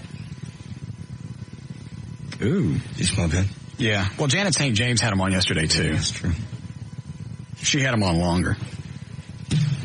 They smell good. Smell. Ooh, yeah. All right, there you go. What was the date thing? I just went out with a girl that my buddy kind of hooked me up with. My buddy's wife, actually, who's a teacher. She ugly? No, actually, she was pretty hot. How hot? Hot for you? Oh, she was... I think you would have thought she was hot. What? Be nice. I'm nice to him. Nice for you. That's not nice. I understand. I get what he's getting at. All right, so where'd you guys go? Actually, went to True Lux in Addison. Okay. Had a good time. At least I thought, anyway. And? Well, I mean, why did you not pay? What I missed? No, the thing was, I did end up paying out of my pocket. The thing was, as a gift, I'd gotten a gift certificate to True Lux. All right, I got it. Okay, so I went to dinner. We had a nice time. The bill was over $100. All right. How much was the certificate for? $50. Okay. So I pulled it out of my pocket, put it down along with my credit card. All right. She kind of gives me this look like, "What are you doing?" What's wrong with that? I didn't think anything was wrong with it. Could she tell it was a gift card? Well, I mean, their gift cards are they're big, so you can tell it's obviously a gift card, and it says on the front, True Lux, and then at the bottom, gift card in cursive. Oh, okay. So what was her problem? Her problem was that she thought that it was kind of stupid that guys on the first date have the balls to basically pay with a gift card and not actually pay for the entire meal with their money, which I thought was kind of stupid. She pay for anything? That was my point. She didn't pay for a dime. And that's what I told her. I said, what's the deal? You didn't pay for a thing. I don't know why you're upset. Did she say something right then, or was this later? This was at the end of the night when I was taking her home. She played with your teeth? Stop it. What? You know I was supposed to ask the other way around. Oh, I'm sorry. Hey, ask me if she played with your teeth. No. What? Did he play with hers? Oh. I already know the answer to that one. Okay. All right. I want to know something. I want to ask a question I don't know the answer to. Okay. Did she? No. So how did it end? The entire date went well up until the bill came. So everything was fine. Yeah. And then she saw that you were paying the bill with a gift certificate. Then you could tell she had this discomfort look to her face like, what the hell is he doing? Why that? Why are you using that? Hey, but you still paid your own money, too. I paid $80 out of my own pocket, and that included tip. How much was the tab? About $115, roughly. So I included a tip. I paid $80 out of my own pocket, and we're driving home. What did you tip on? Did you tip on... No, I tipped on the entire... All right. Doesn't sound like it, though, does it? The bill was $100. Well, you paid how much total? Don't change it. What do you say, $115? That was a total tab. Tab. I paid $80 out of my pocket. It's $130. So you paid $130. Right. $150. So you only tipped $15? Right. It's 10%. Is that 10%? I guess it is. 12. I wouldn't have gone out with you again either. I'm not very good at math. I'm usually. It sounds like you just tipped on the part that you paid for. No, that's not. I think you're supposed to tip on all of it. Mm-hmm. That's not how I usually work. Yeah. So you only tipped $15. All right, so what? But that wasn't the problem for her. The problem was that I was using a gift certificate. I don't care if you get the whole thing for free. Yeah. Well, I didn't think what the big deal was because she didn't pay for anything, nor did she offer, or I never saw her reach for her wallet. What'd she have? She ended up eating, what'd she get? She got the stuffed snapper. I ended up eating the salmon jalapeno béarnaise, which is like my favorite dish out there. That's what I always eat. We had a couple of appetizers, had dessert. What'd you get? For what? What did you eat? I know you didn't get the stuffed snapper. I got the jalapeno salmon béarnaise. Oh, I've had that. Yeah, it's spinach and salmon, and it's really good. So you had that. Yeah. And what else? We had a bottle of wine. Yeah. And she had dessert. I didn't eat any dessert. So you drop her off at home and nothing. I drop her off at home. She gives me this kind of half-ass hug. And I was like, just kind of fishing around to find out what her deal was. And I go, all right, so we can see each other again sometime soon, I'm assuming? And she was like, no, you know what? I don't think so. And I'm going, why? I said, I thought I had a good time. I was assuming you did as well. He was like, well, you didn't pay for the entire meal. She didn't come out and say those words. She said those words. I didn't know this, but apparently she's kind of one of those materialistic chicks that wants a guy that's going to take care of her all the time. You know, she cares what kind of car you drive, what part of town you live in, how much money you make. She know you live with your parents? It never came up in conversation. Good. I don't care. She sounds like one of those, you call them, Other than high maintenance bitches, gold diggers. Yeah. Gold what? Digger. That's not what I was thinking. Yeah. Gold diggers. Quit. God. You do that to me every time. I didn't say anything. She was white. So that was it? Nothing else? No follow-up? Well, you know what? What are you going to follow up on? She's got a problem that you didn't pay for the whole thing. What the hell does she care? You don't like me enough to pay for the whole dinner? That's pretty much how I perceived it.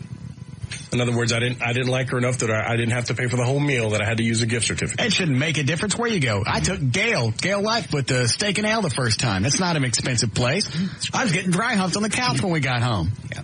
But you've also took that sales chick with the big boobs out, and she's expecting you to spend cash on her. Remember, she was just ordering that sake. She was the one who kept getting the sake, and I finally told her to stop. Well, you got it.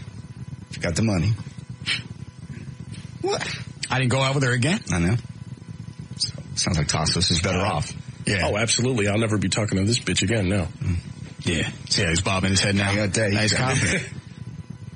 Well, it pissed me off because I'm like, what does it matter? Well, you're out $80. You're out the 10% that you tipped. Tight ass, that too. He's a tight ass. You're the one that figures it out with a calculator. Well, at least I can figure out 20%. Yeah. Pre-tax. Pre-tax. I'm not tipping on tax. You paid 15% last night pre-tax. No, I didn't. Yes, you did. I said, because I chipped in the extra for that. I said 20%. She went out of her way to help us.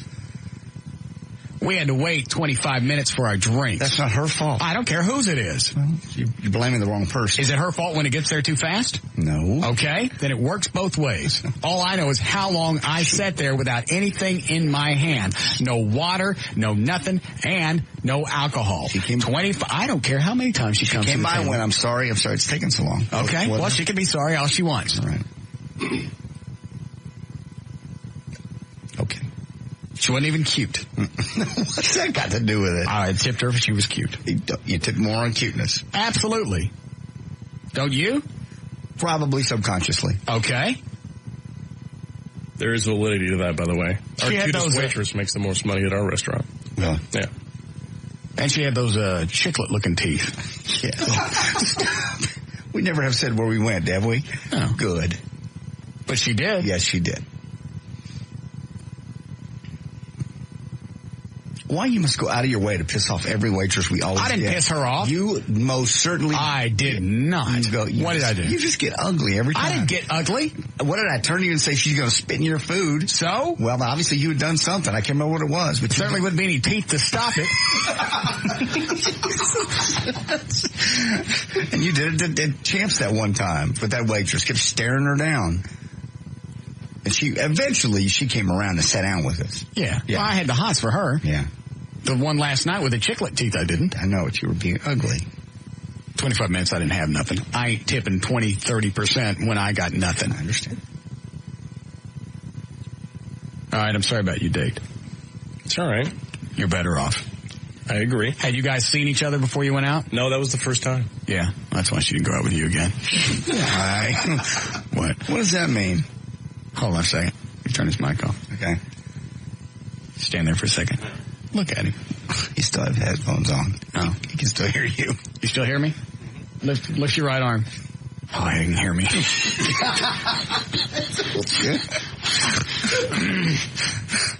That was because you didn't spend all your money. I know. You didn't need her? Worked out perfectly. Fine. You only got $80. Only $80. It's a lot of money for me. Well, at least you didn't waste any more money on her and not get anything out of it. Right. I just don't get it. I don't get that whole philosophy, the whole mentality to it. I don't either, but I don't really care anymore. No. You don't have to. You can see him coming. No, that's not what I'm talking about. I meant him. Oh, you don't care about him anymore. I see. Bye. Thanks for the setup. Yeah.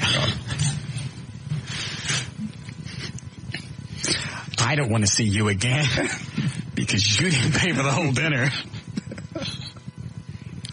Yes. Then she got out of the car and finished the sentence.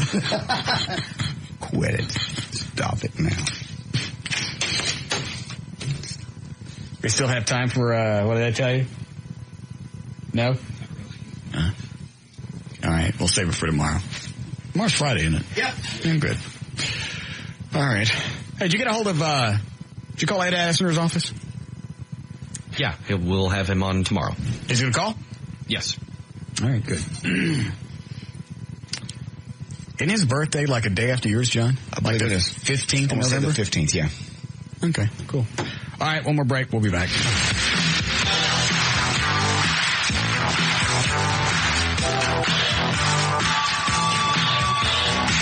This is Russ Martin.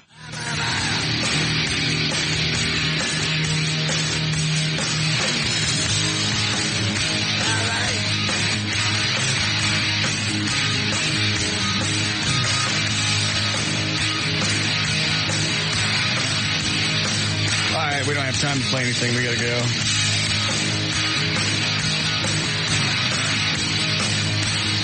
So you're going to go home and do what? When I get home, after dinner, I'll take the pictures down, and you will take the picture down of me off your site. Possibly. Well, that seems to be the deal. Okay. Can we stop, again, can we stop this? It depends on what Joy sends me tonight. She better not send you anything. Well, I'm sure you're absolutely right. You should call and tell her she has no business sending me any pictures and command her to cease. I will. Good. In that case, I'm certainly right. I can't command her where to go. You got control of your woman now. I cannot command her where to go, but I can command her not to send private pictures of me to you that are going to end up on the web. I can tell her not to do that. All I know is the picture I put up of you. You have clothes on, you're in drag, but it was an unsolicited picture. You called L.A. to get the ones of me in the back. Get that off your website. I'm getting it off. JohnDavidRyan.com.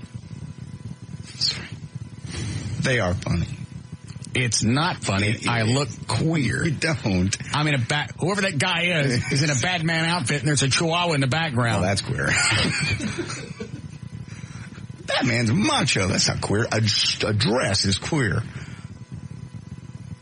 Yeah, you're right. Yeah, thanks. Anyway, why do I feel like I didn't win that?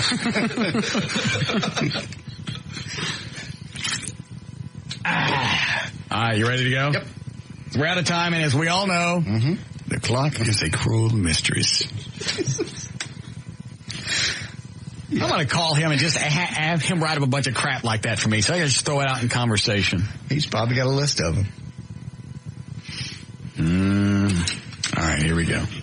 Yeah, get your music. Looks like there was something else we were going to do before we left. That it? We done? I think so. Okay. Go ahead. Okie dokie. Our handwriting guide today, Bart Baggett, can be found at handwritinguniversity.com. For more information about the Russ Martin Show, email us individually. Go to russmartin.com. By the way, did you know that the guy running Don Sierra, the guy that's running russmartin.info? Yes. Any website that ever pops up on this show, he lists on his website. I did not know that. Link, whatever. Well, good. That'll just be, from now on, any questions, I'll just send them to him. Because I get questions all the time. That's what I do. If somebody's got a question about who was on here, where this was, hey, what happened to this guy, I just send them that link. I don't mess with it. So that's my next one. Any answer to any questions you may ever have about anything that's ever been on the show, including links, go to russmartin.info, I-N-F-O. Instant email during the show is studio@russmartin.com. Other show sites for Russ's pictures are johndavidryan.com. Click where it says click here. EddieBoyd.com, DanNatassos.com, GailLightfoot.com. For more information about Craig Ludwig's charity ride, you go to theluddy.com. And let's see, the official site for the Talk That Rocks is live1053.com. All right. See you guys tomorrow. We'll see you.